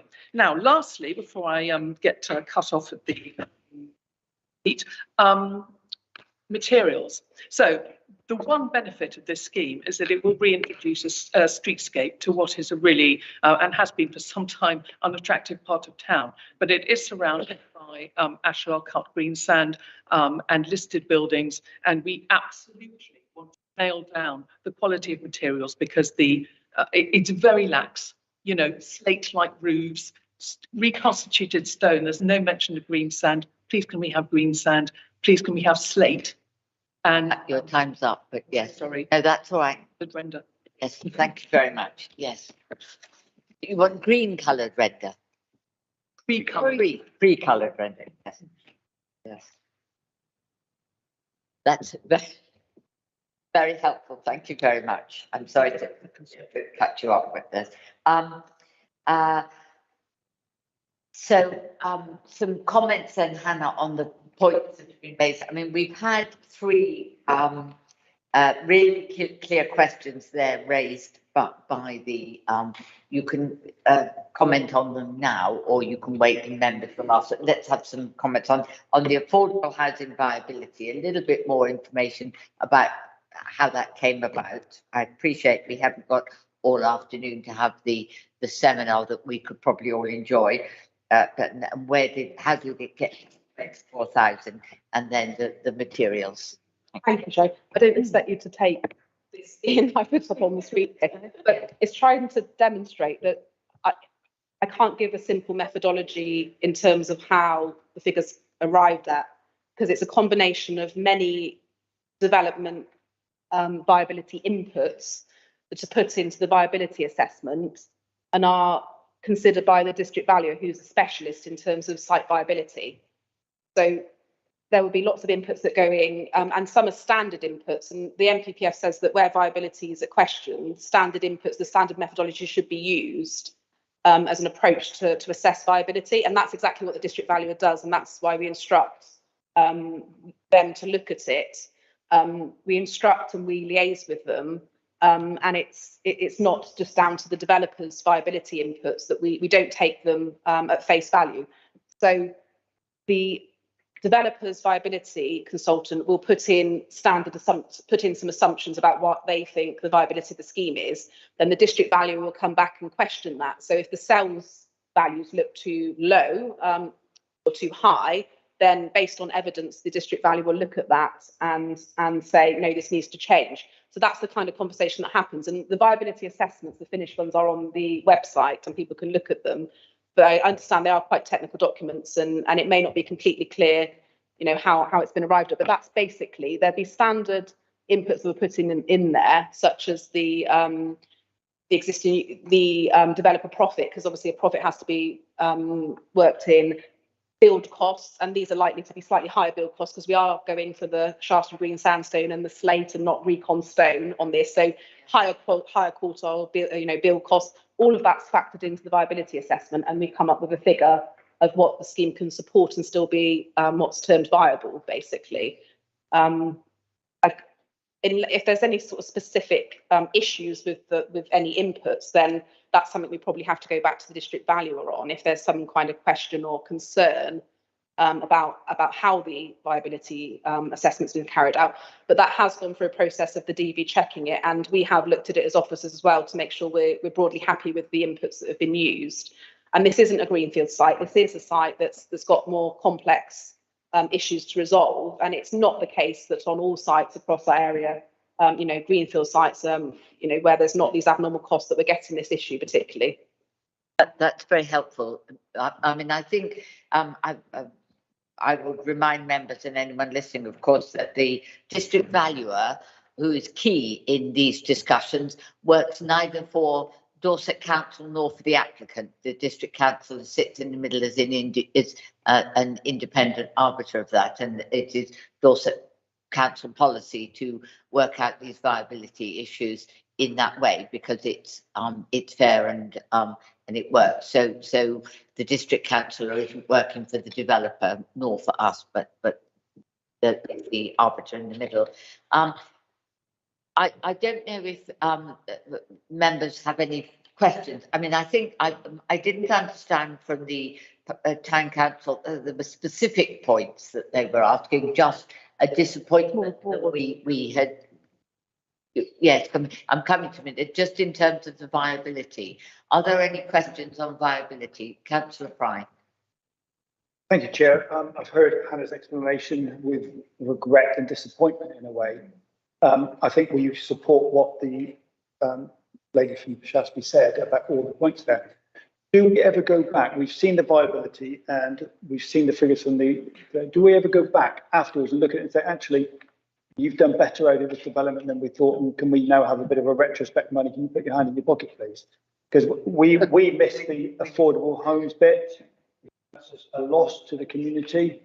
I appreciate it's a great brownfield site, and there are bonuses by putting underground car parking in. That's an asset, but it is meaning you can build more houses so you can generate more income. So there's a swings and roundabout there. But do we ever go back and say, actually, you've done very well, can we give us a bit more money, please? I think it's difficult to retrospectively go back and tackle that. I think we don't know exactly what profit developers make. We don't have that information. But what I think we can review is if developments sell for much more than what's been identified as the sales value and indicators like that. And that's constantly monitored by the district valuer, by the DV. So I think if we saw schemes coming through that had been, stated as being one value and then are being marketed and sold as a much higher value, that would ring alarm bells that, is something wrong happening with the viability assessment. But in terms of retrospectively looking at it, it's difficult. I think on very large schemes, we have worked in viability mechanisms where there have been further reviews. On a site this size that we built in one go, it'd be quite difficult to do that. If the application lapses, isn't built and has to come in again, then they'd have to go through the process again of looking at it. But the hope is obviously it's built out. If it is consented, then it's built out. And it would be built out in a fairly short amount of time, considering the size of the site. Thank you. That answers all the questions. I think we need to suggest that Shaftesbury Town Council need to keep an eye on the prices, what they're planning for, and monitor as they go forward. And just specifically to the question that was asked by the Town Council with regard to the £24,000. So without wishing to oversimplify, that was the best you could do for the money, was it? I mean, that was what was left in terms of residual amount, with the viability factored in. Yes. But that would be through the 106 available to the Town Council when they request it. I know they've got schemes readily available. And the discussion has been held with the Town Council as to what they would like to spend that on. That's not the same as them saying that they don't feel it's nearly enough, but I think we're going round that one. Is this a question, Councillor Heatley? Because we're technically still on questions. Yes, it's a question. Also on viability, I share a lot of the concern about what appears to be impenetrable spreadsheets producing an answer of this kind. What's my question? Oh, we'll come back to it. I would just, while Councillor Heatley remembers what his question was, I do think there's a point here from this committee back to planning that the answer that you gave that somebody gave to Shaftesbury Town Council was technically correct. I wouldn't say it was massively helpful. So could we, I know that town councils have a good deal of planning expertise. They're not planning amateurs, but on the other hand, that was a fairly impenetrable response to a fairly human question. So if we could just send a message back, that perhaps we could have given a slight Dorset Council. The whole viability assessment's on the website, so I think we need to read that because it does have an explanation of what the inputs are in that. That's fair. So I think if people want to raise concerns about specific approaches, that would all be there, and we would take that as a consultation response and look into it if there was a concern about it. But it is technical and it's difficult to. It is. Yes, I appreciate that, and of course this committee knows that by the time it comes to the committee, that work has been done, and we are where we are. Councillor Heatley, your question. Thank you. My memory is recovered. These inputs are crucial. What assumptions are being made, which is going to set where that overall balance is put. Are they national? How much are they ones we determine locally? It's probably a mixture, but I'm just wondering how much discretion we have in this area. So, Councillor, how much construction? Discretion. Oh, I think we have to consider the viability of the scheme, and we can question the assumptions that have been made to some extent through the consultants that we use to look at the viability. I think in terms of discretion to take a different view, it's having the evidence at appeal. So I've been in an appeal situation where an application's been refused on viability before, and the developers had full viability inputs, and we've tried to argue we think actually certain inputs are slightly wrong, and we haven't been successful. So you need the evidence to say why you want to form an alternative view. So we do go back to the district valuer and say, and probe, what's happening, and we do, fully look at it. But we instruct the district valuer, and there are different consultants, but we, tend to use the district valuer because of their sort of knowledge on the subject. That they are the expert in there, in that field, and will have an understanding. And on lots of cases, we do the opposite happens, and we find more viability in the scheme than what the developer said. So, we don't take it at face value, but it's just having that evidence at appeal if you want to take an alternative view, I think, on it. Because if we say on this scheme, no, it has to be policy compliant, 30% affordable housing, and then we're in an appeal situation, it's the evidence that we'd have in a viability assessment, and we need a viability specialist to present that evidence, and it's whether we'd have it or not. think that's probably enough on this subject, but I feel a training session coming on for planning committee members, because this is really so interesting, and in the current climate, or in the climate that we've been in for a while, with build costs going up and so on, I think we might be seeing more and more as we move into more and more brownfield sites. Can I just clarify though? I didn't even ask the question. If more contamination were to be found on the site, does that mean that even the 24,000 might disappear? It could be reviewed through an additional application if there was viability issues, but if the Section 106 is put in place and requires the heads of terms we set out, it wouldn't be able to be changed without a deed of variation to the Section 106, which is a new application to us that would go through consultation. Right. Okay. Good. So on viability, unless there's any more questions on that, I think we've probably taken that as far as we can, and we are where we are. The other question then that came up from the Town Council is on materials, and I would draw members' attention to condition 3. So are we satisfied that you will remember, members, that what materials was one of the things that we were very concerned with last time, and we have had an improvement to the building that you see as you're coming up the hill, which is now stone. That's green stone, not stone cladding, as I understand it. So that was the question that was asked. Thank you, Chair. The condition requires samples for approval, and the labels on the plans just says stone. That's been changed from saying recon stone. Yes. So the materials would be subject to approval through condition, with the understanding that it should be natural green sandstone, because the justification being the sites, as the Town Council have stated, is really sensitive. It's surrounded by listed buildings. All the stone around there is Shaftesbury green sandstone. So to have a recon stone or an alternative stone there would be incongruous, definitely, and not traditional. It doesn't, I'm looking, it doesn't actually, so the understanding is that it would be Shaftesbury green sandstone. Does it? It doesn't actually say that. Could we just amend that condition? I'm looking at condition 3, and we're conditioning that it should be stone, but not that it should be green, Shaftesbury green stone. So can we amend that? Would that be a reasonable thing to the committee to be absolutely explicit about? Chair, can I just come in there? I think if we can cover them all, there was mention about the slate-like roofs as well. We can cover them all in the appropriate materials. Yes. Approved. Appropriate materials that are similar to those others in the area of you know what I mean, going hand in hand. Yes. So didn't want to pick up on just the sandstone without picking up the all together. Thank you, Chair. If committee feel that that's necessary to make the development acceptable, the condition could be more precise to state natural slate and green sandstone.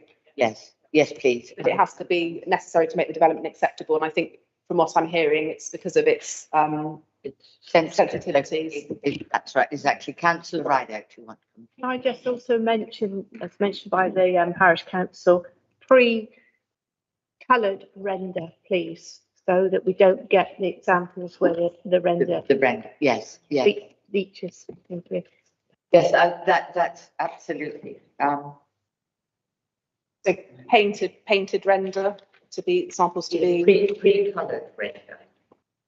Not like a rend where it's Yes, yeah, that's right. Yes, yes. And I think the justification for this is because of the sensitivity of the location of the site. It is not just any old site in any old town. This is a prime site in one of our most important, beautiful towns. So I think that would be why we're justifying being quite so niggly with our conditions. Members, we're still on questions. Have anybody else got any further questions? Yes, Councillor Rideout. Sorry, Linda Rideout. Sorry. Award. I just want to clarify where the bin store is for Block B, all those flats being 3-storey. And also, I know we've heard about viability issues, but could we also condition for electric vehicle infrastructure? Bins and EV charging points. Hey, do you want to? Who would like to tell us where the bin stores are? I'll tell you where it is if Hannah can point to it. But, Yes, thank you. You can just see, just move to the right a bit, Hannah. There's that building up just north. That building in there is the bin store. That's the bin store for all of block B. Yeah, that's why we've ensured that the refuse vehicle can drive in and then reverse up and be wheeled from there. Right. As distance possible. Happy with that, councillor? Thank you. Yep. And can we condition EV charging? Any EV charge? There is, yes. It is dealt with now by building regs. Right. But to be sure that there is provision, we could ask for a scheme for the provision of electric charging points to be submitted. Because there's flats involved, I think being too precise might be difficult because obviously the issues with shared charging points. But a general condition that requires a scheme to be submitted and approved would allow the developer to find where it's possible to put some, and we'd have some control over that. I think we'd like that. Councillor Fry? Yeah, thank you. Hannah, is it possible? I mean, it's the infrastructure behind the charging points, because maybe if these are properties on the open market flats or whatever, individuals can then supply, if they've got the electric to their parking spot, they can install the relevant device after that, but it needs the thing in. And is there any mention of renewables, otherwise, solar panels or? No, councillor, there isn't. No, no, none of that. No. The viability discussions, we're coming back to that again. It will have to meet the most current building regulation standard, which is much higher than it has been previously. That's a comfort. Councillor Heatley, you're shaking your head in dismay. No, did you want to say anything? We're together on this one. Yes, I know. Well, I think we're all together on this one, aren't we? That it's so. Just to clarify, then, would that be a new condition on EV charging schemes, a general condition for those to be right? So we're adding a new condition, and we're putting an amendment to condition 3, which has made the requirement for the materials to be stronger. We might have to let Hannah be writing those conditions for us while we continue our discussion. Anybody else got anything else? Yes, Councillor Andrews. Yeah, thank you, Chair. Mine was just about water management again, because we, like every other town in Dorset, is suffering with water management because the infrastructure for drains is not good enough. Wessex Water, once again, don't want to comment on anything. And until Wessex Water start commenting on stuff, I cannot actually approve any plans because we're not getting all the information. Our water is flooding local communities, and this is in Shaftesbury, probably on top of the hill, and B, sewerage is now spilling into the sea through the rivers. I want to know what Wessex Water are doing to manage that problem. And not just to the sea. Some of my villages have had sewers in the streets. Hannah, would you like to? That's a general question about the sewage, but also the whole water management system for this site once it's been built over. Can you just give us some comfort on that? Yeah, so the scheme has been subject to consultation with the Lead Local Flood Authority, being a major scheme. They've looked at the viability of the drainage strategy and have confirmed that it's acceptable. So it's your report. Yeah, I mean, there hasn't been an objection raised by Wessex Water. I think in terms of evidence to say that it's wrong, I think I'd struggle to recommend to use it on. It is the same as the scheme that's been consented previously. Yes. I think it's a really good point that you raise, Councillor Andrews, and I think it's a broader, wider point that we probably can't completely overcome on this single application, but I completely understand. Yes. Point 15.5.3 recognise the previous act, recognise the latest drainage scheme that the newer drainage system does not have enough space for the lower for the site. Or create soakaway, so the soakaway won't work there, and then there's talk about a pump going into it. That's correct. I mean, as I understand it, Harvesting is also a consideration. That would be really good. Rainwater harvesting would help all the way round, reduce the flow and save the water. there is no, that's not part of this proposal, is it, rainwater harvesting? It's a little difficult to bring in. We have previously conditioned the use of water butts in properties, which might be difficult on the flats, but potentially on the dwelling. It's just having the policy justification for that. But I think in terms of the, you know, the climate emergency and the issues around that, it's something you could possibly consider. Can we condition to use the rainwater as look at 15.53 on the drainage? Condition that the newer drainage does not have enough space for the lower house, and it goes on there. Rainwater harvesting could be used, which may offset some of the energy use required by the pump and so on. Because that would reduce the amount of water going through it. Yes, it will still go through the system eventually, but it will be used first.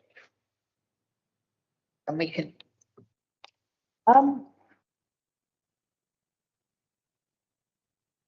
think you could deal with it through a scheme to be submitted for the provision of water. I mean, in terms of grey water harvesting, you're going to, on these type of development, you're going to be looking at sort of the use of water butts, so people don't have to use their, which will displace some of the surface water that would have gone into the drains.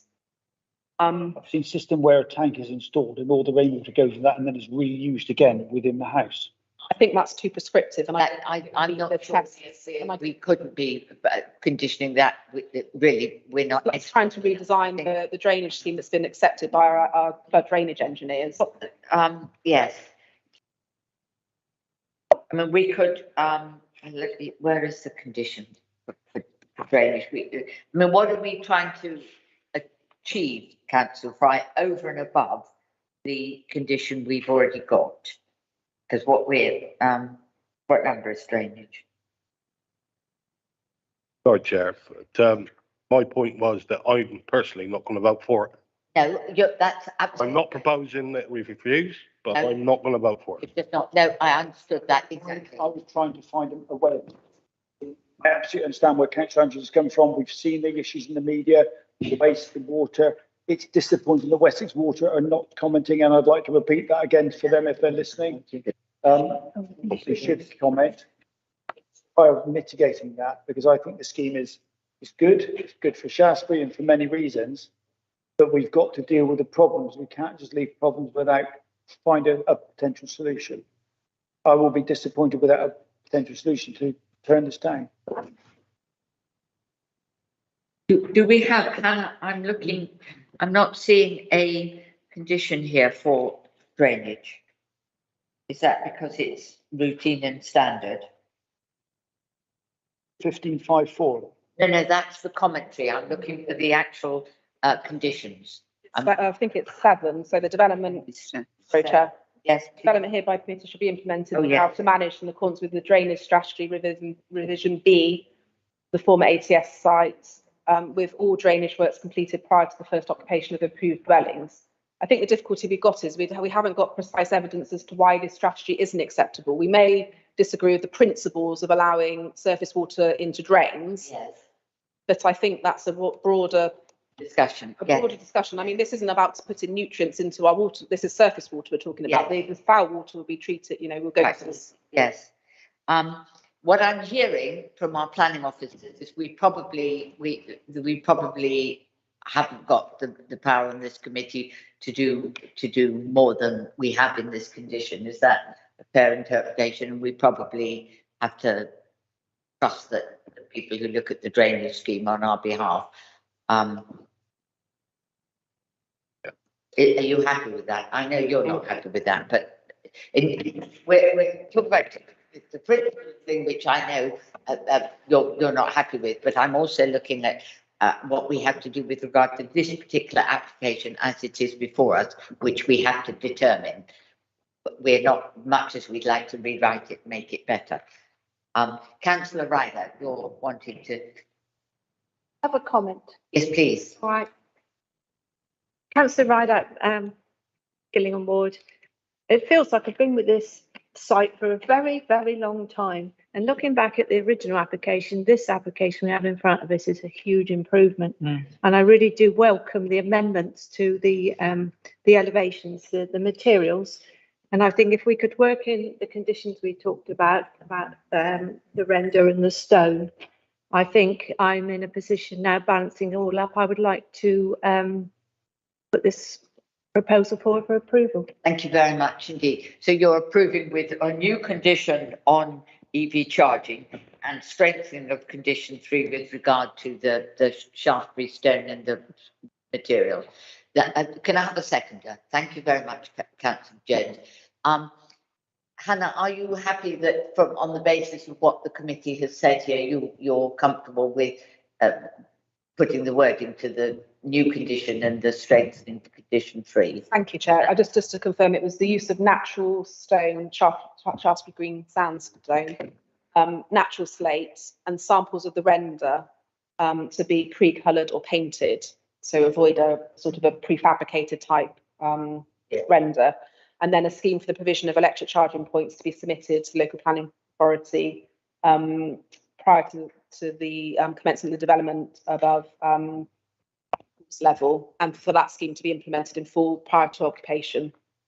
Yes, I'm very happy with it. You happy with that? Ladies and gentlemen, if nobody has anything else to say, I think we've had a proposer and a seconder. We'll now move to a vote. All those in favour of this application with the revised, I have 1, 2, 3, 4, 5, 6. Okay, that is carried. Thank you very much. Did you want to vote against or did you abstain? Abstaining, yes, I thought you said you were saying. Right, thank you very much. Look, we are having a most interesting meeting. I do need to move us on a bit because we still have 2 applications still to consider. Yeah, committee, do you need a break or shall we press on? We will have a 5-minute break only. So if we could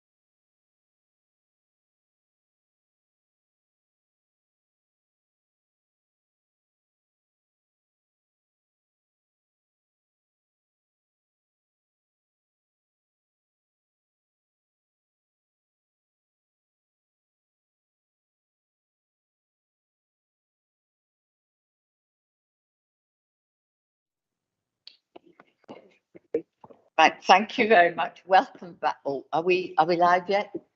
Thank you very much and welcome back. Anybody, if there's anybody still watching, sticking with us, you're heroic.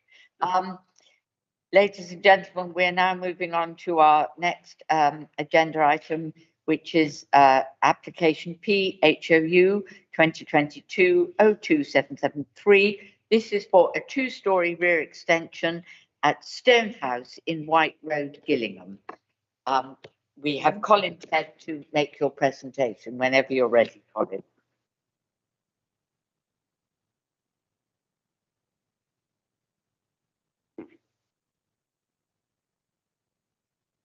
Where have you got it saved?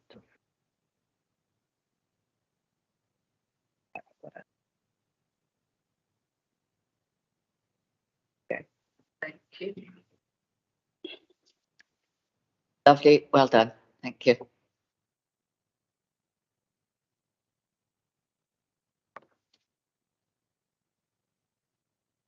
Yeah, I'm sorry, mine's not sharing. So reason my screen, new laptop.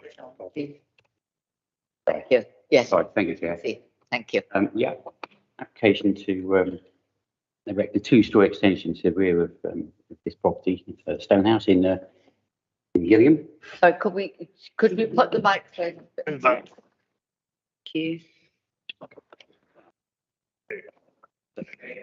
Yeah, that's better. Thank you. Thank you, Chair. I'll try again. Yeah, proposed extension for a 2-story extension to the rear of the Stonehouse, White Road, Gillingham. Yeah, this is just showing the general location of the property on the outskirts of Gillingham, at the end of White Road. Here's the countryside. This shows the property in its for the context. The blue area here is the edge of conservation area. The red line site here. Conservation area washes over the property. Yeah, this is the red line around the property. This is Milford House, which is, I think it's something converted into flats, grade 2 listed building.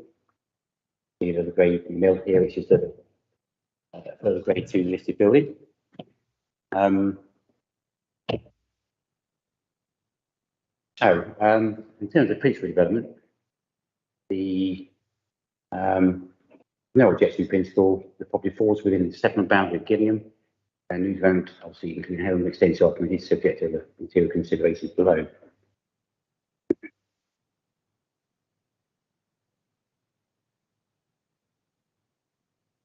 Okay, this shows the views of the property from various different angles. I'll just show you that first, sort of walking around the property. This is a view looking west, the property highlighted here. This is the Milford House here. It's the right-hand side in the foreground. Again, this is looking slightly further away with the access to Milford Court in here, and the mill to the right-hand side here, again, obviously listed. This is looking back east. This is the property on the left-hand side. There are a pair of newer houses in here, set back from the road. Again, this is just showing the degree of separation between the property and mill house here. This is looking from the rear, in Milford Court. Again, this is mill house here. This shows the right-hand side here, Milford Court. There are some newer properties in here. And this shows the area, the recessed area within which the extension will be going. This is view from the rear garden. Again, this shows previous extensions of the property on the right-hand side, which is the western side of the property. And this shows the area of the proposed extension in here. Again, this shows the area of extension in this recessed area here.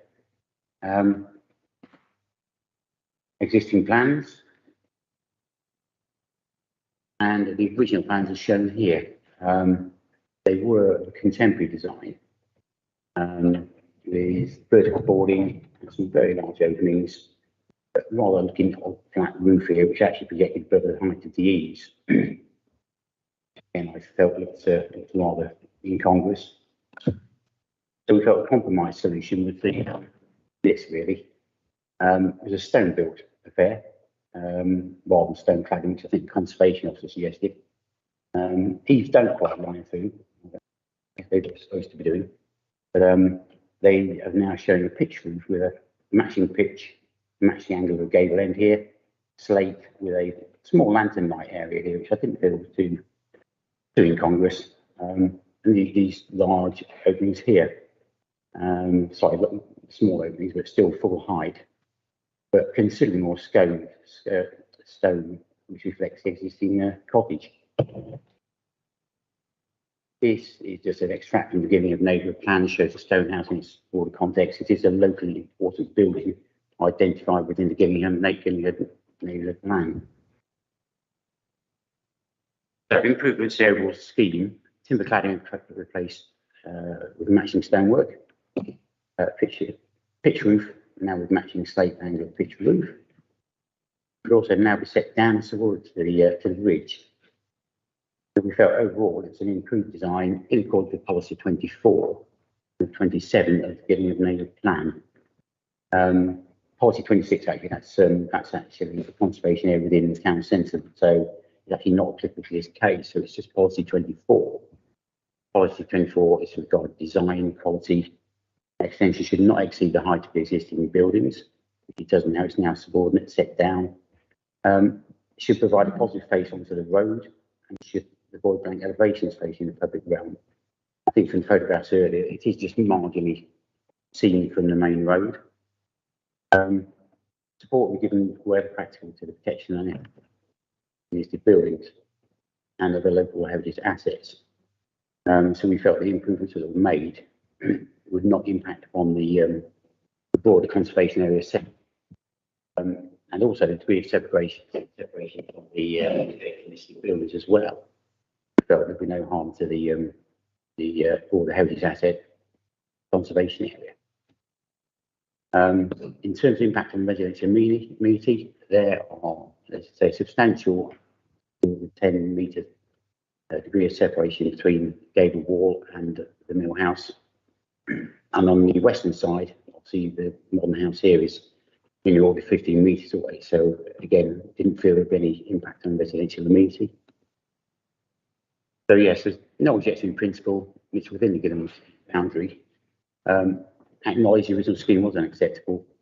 However, with the revisions that have been made, matching stonework now, slate roof, which will also be obviously subject to further conditions requiring their further approval. And I think we've also, condition 5 suggests a sample panel on site, along with reduced window sizes and, to say, a smaller pitch roof and the same angle of pitch as a main roof. And again, that would be a slate finish to match the main house, again subject to a planning permission.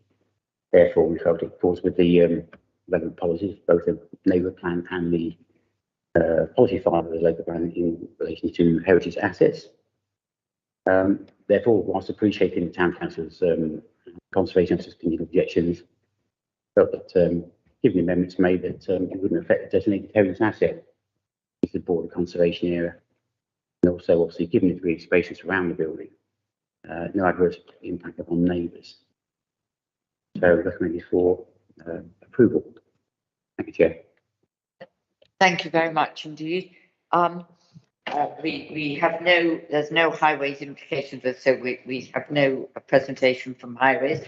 The public submissions, I believe we have a statement to be read from the applicant, is that right? Yeah, right, okay. Josh, if you'd like to read that statement loud as you can, please. In May 2022, I applied for permission to build a small extension to Pike Road in Gillingham, an unlisted house in the conservation area. The extension is solely to house a new staircase and will not be visible from the road. The purpose was to make life easier for my terminally ill wife, who is dying of metastatic breast cancer, and allow a rearrangement of upstairs bedrooms for my young daughters. The extension is designed by a young local architect and built entirely from local materials, matching those from which the original house is built. And yet today we are no nearer to achieving this modest aim, and all that has changed is my wife is considerably more unwell. The planning process has not been easy. The Conservation Officer's report stated that we could not move a 1980s internal staircase in an unlisted house as it was not in the public interest. Claim which displayed an almost complete failure to understand planning rules. When I showed her report, one of the joint heads of historic royal palaces, who deal daily with such things, she commented it was perhaps the worst case of bureaucratic overreach she had witnessed. It might perhaps have helped if the Conservation Officer had even got the name of our house correct. At another point, the Planning Department refused to talk to either myself or my architect. Eventually, I had to ask our MP, Simon Hoare, to write to the Chairman of Dorset Council so he could intervene and instruct the Planning Department to carry out their statutory duty. After this, the Planning Department became, I am delighted to say, much more proactive and helpful. After 6 months of further correspondence, expensive BAT surveys, and half a dozen EOTs, the Planning Department agreed to accept the modified proposal in full. It was only at this point that we discovered that the Planning Committee still intended to call the application in, for a reason we have neither been told nor can we fathom. Bureaucracies, of course, revel in delaying work long enough for the problem to go away, and you will no doubt be delighted to hear that my wife is now extremely ill and with a broken leg, unable to climb stairs, so the application may well seem academic. Please do not, however, believe this means it will be withdrawn. My wife is only 53, and this plan to make her remaining years or months easier, provide some more space upstairs for our young daughters, has been her project. It is a simple and wholly inoffensive plan in absolute keeping with the neighbourhood, supporting local architectural talent and builders, and within the very letter of the conservation order. You have a choice now today to put right an egregious wrong done to a dying woman or prolong her suffering further. That decision rests with you. Thank you very much. So that's our only public submission. I will ask first of all members to go around the room if there are any matters for clarification. Councillor Penfold, any questions? Councillor Andrews, any questions? No. Councillor Pothbury. Thank you, Chairman. Just really for members' clarification, could you confirm that the blue starred properties next door and next door again are in fact listed buildings, Milford Court and the old brewery, which is very prominent within that conservation area, actually. I think you've got to go, I saw it just now. Yes. Yes, you see the 2 blue stars. Yes, they are. And they are listed. Yes. Thank you. Thank you. Yes. Any other questions? We can move straight on to discussion then. Yeah, Yes. I'd like to recommend approval. You'd like to recommend, you'd like to second it? Yes, good, thank you very much. Does anybody want to make any comment before we, yes, Councillor Potter. Thank you. I'm really saddened to hear the letter that was read out.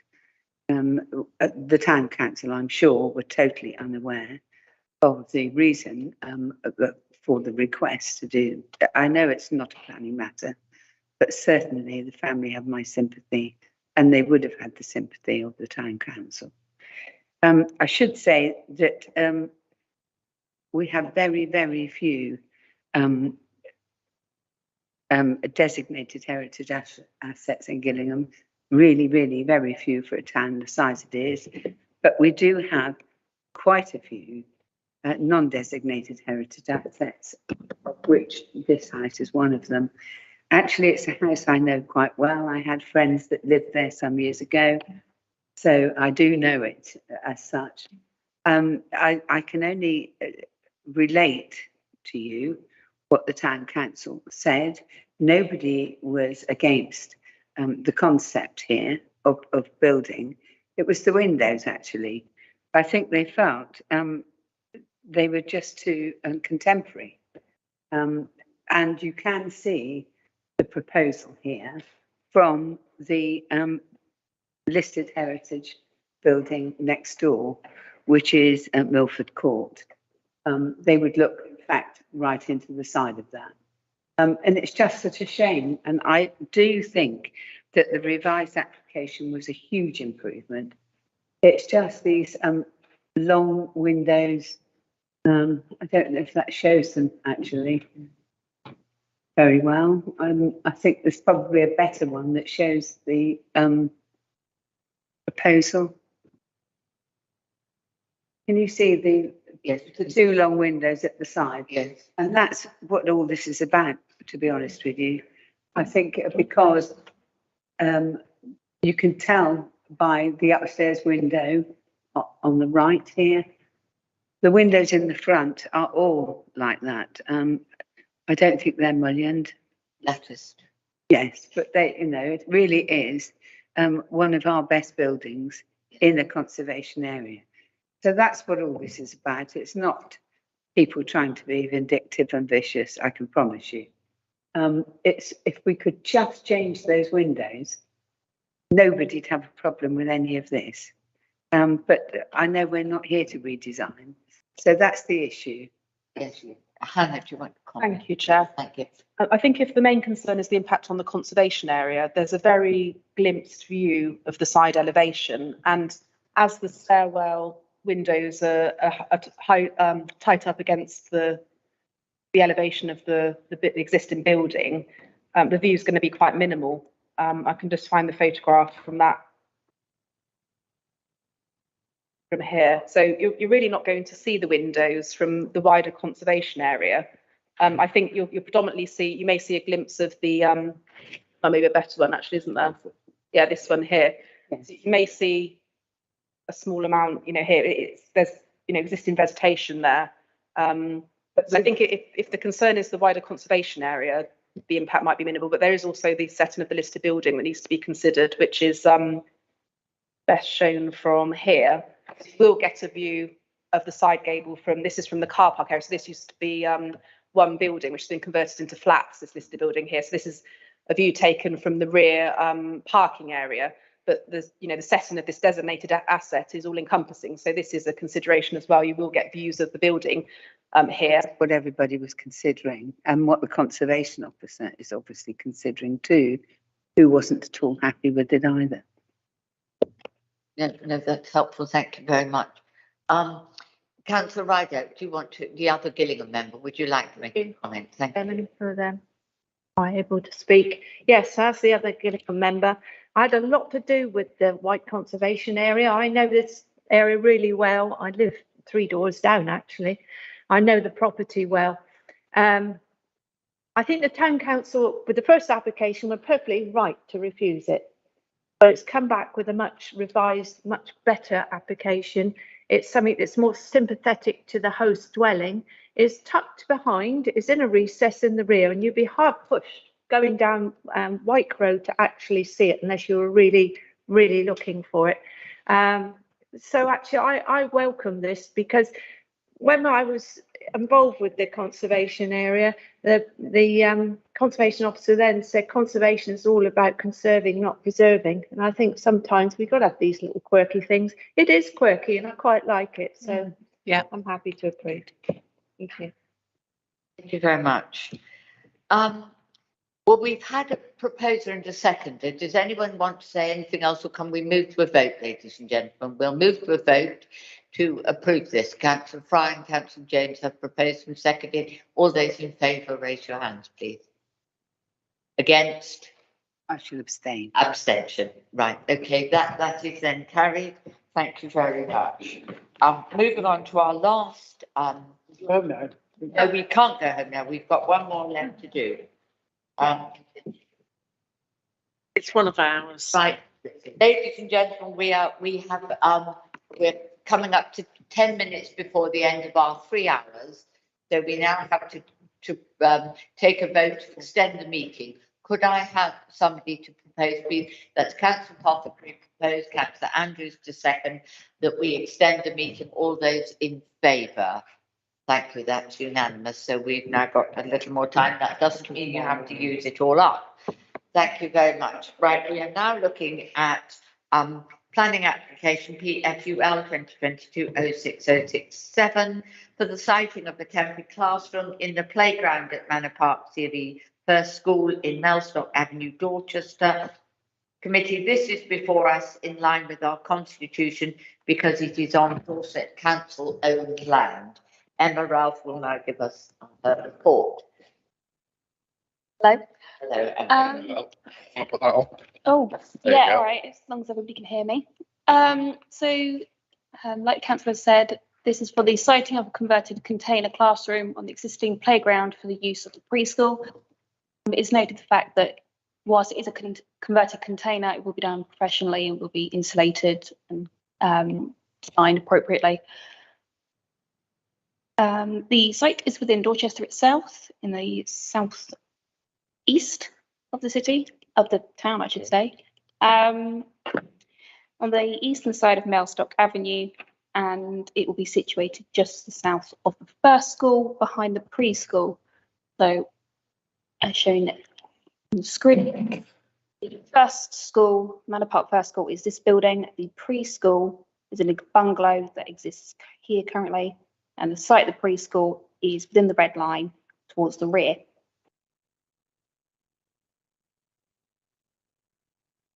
In terms of separation distances, the proposed container classroom will be situated towards the rear of the site, roughly about 14 metres away from the nearest neighbouring property, number 39 Holbeck Close, roughly about 20 metres from the other block of flats, 40 to 46, and number 38 Holbeck Close. Its appearance, it's going to be in a light grey with some windows and some shutters or lines. It'll be prefabricated, and the insulation will be foam in the walls and mineral wool for the floor and roof, so it should be quite toasty. And the building's been designed in a way to become a suitable space to provide educational classroom needs for preschool children. As shown in the internal layout, it had 2 WCs, a small kitchen sink, sort of microwaves, appliances, big space for preschool aged children to be looked after and have educational purposes. And this building will be used in conjunction with the existing preschool as well. So it's not a separate unit, it's part of the whole school. From the photos 1, 2 and 3 are from Mellstock Avenue looking towards the site. There is a current storage container in the light blue, which is used for the first school, and the proposal will sit behind. And then the other 2 photos are showing very sort of minimal views towards the rear end of this sort of plot. The proposed classroom is going to go just underneath these trees in the corner here. Photos 4, 5 and 6 and 7 show sort of the photograph, show the proposed building from Holbeck Close. So number 4 is across from the play area open space, and photos 5, 6 and 7 are showing Holbeck Close and the neighbouring residential properties. And as you can see on photo 7, you can just about make out the light blue container at the top. So there'll be very little views between Holbeck Close and the proposed siting of the container classroom. Photos again 1, 2 and 3 of the playground itself. The building will be situated on the underutilised playground space for the preschool.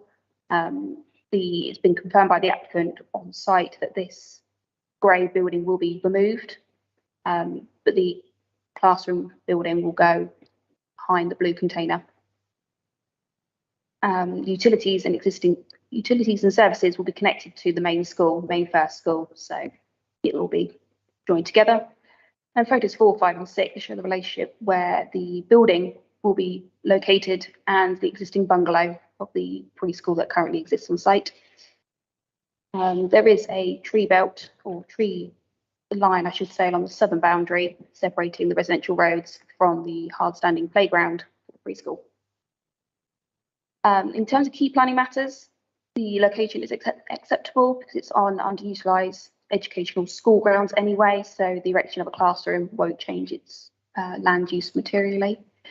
There's no objections from any consultees. There's no adverse neighbour amenity impacts as discussed previously, and this building will provide additional educational needs for the existing preschool, which weighs in heavily of the proposal.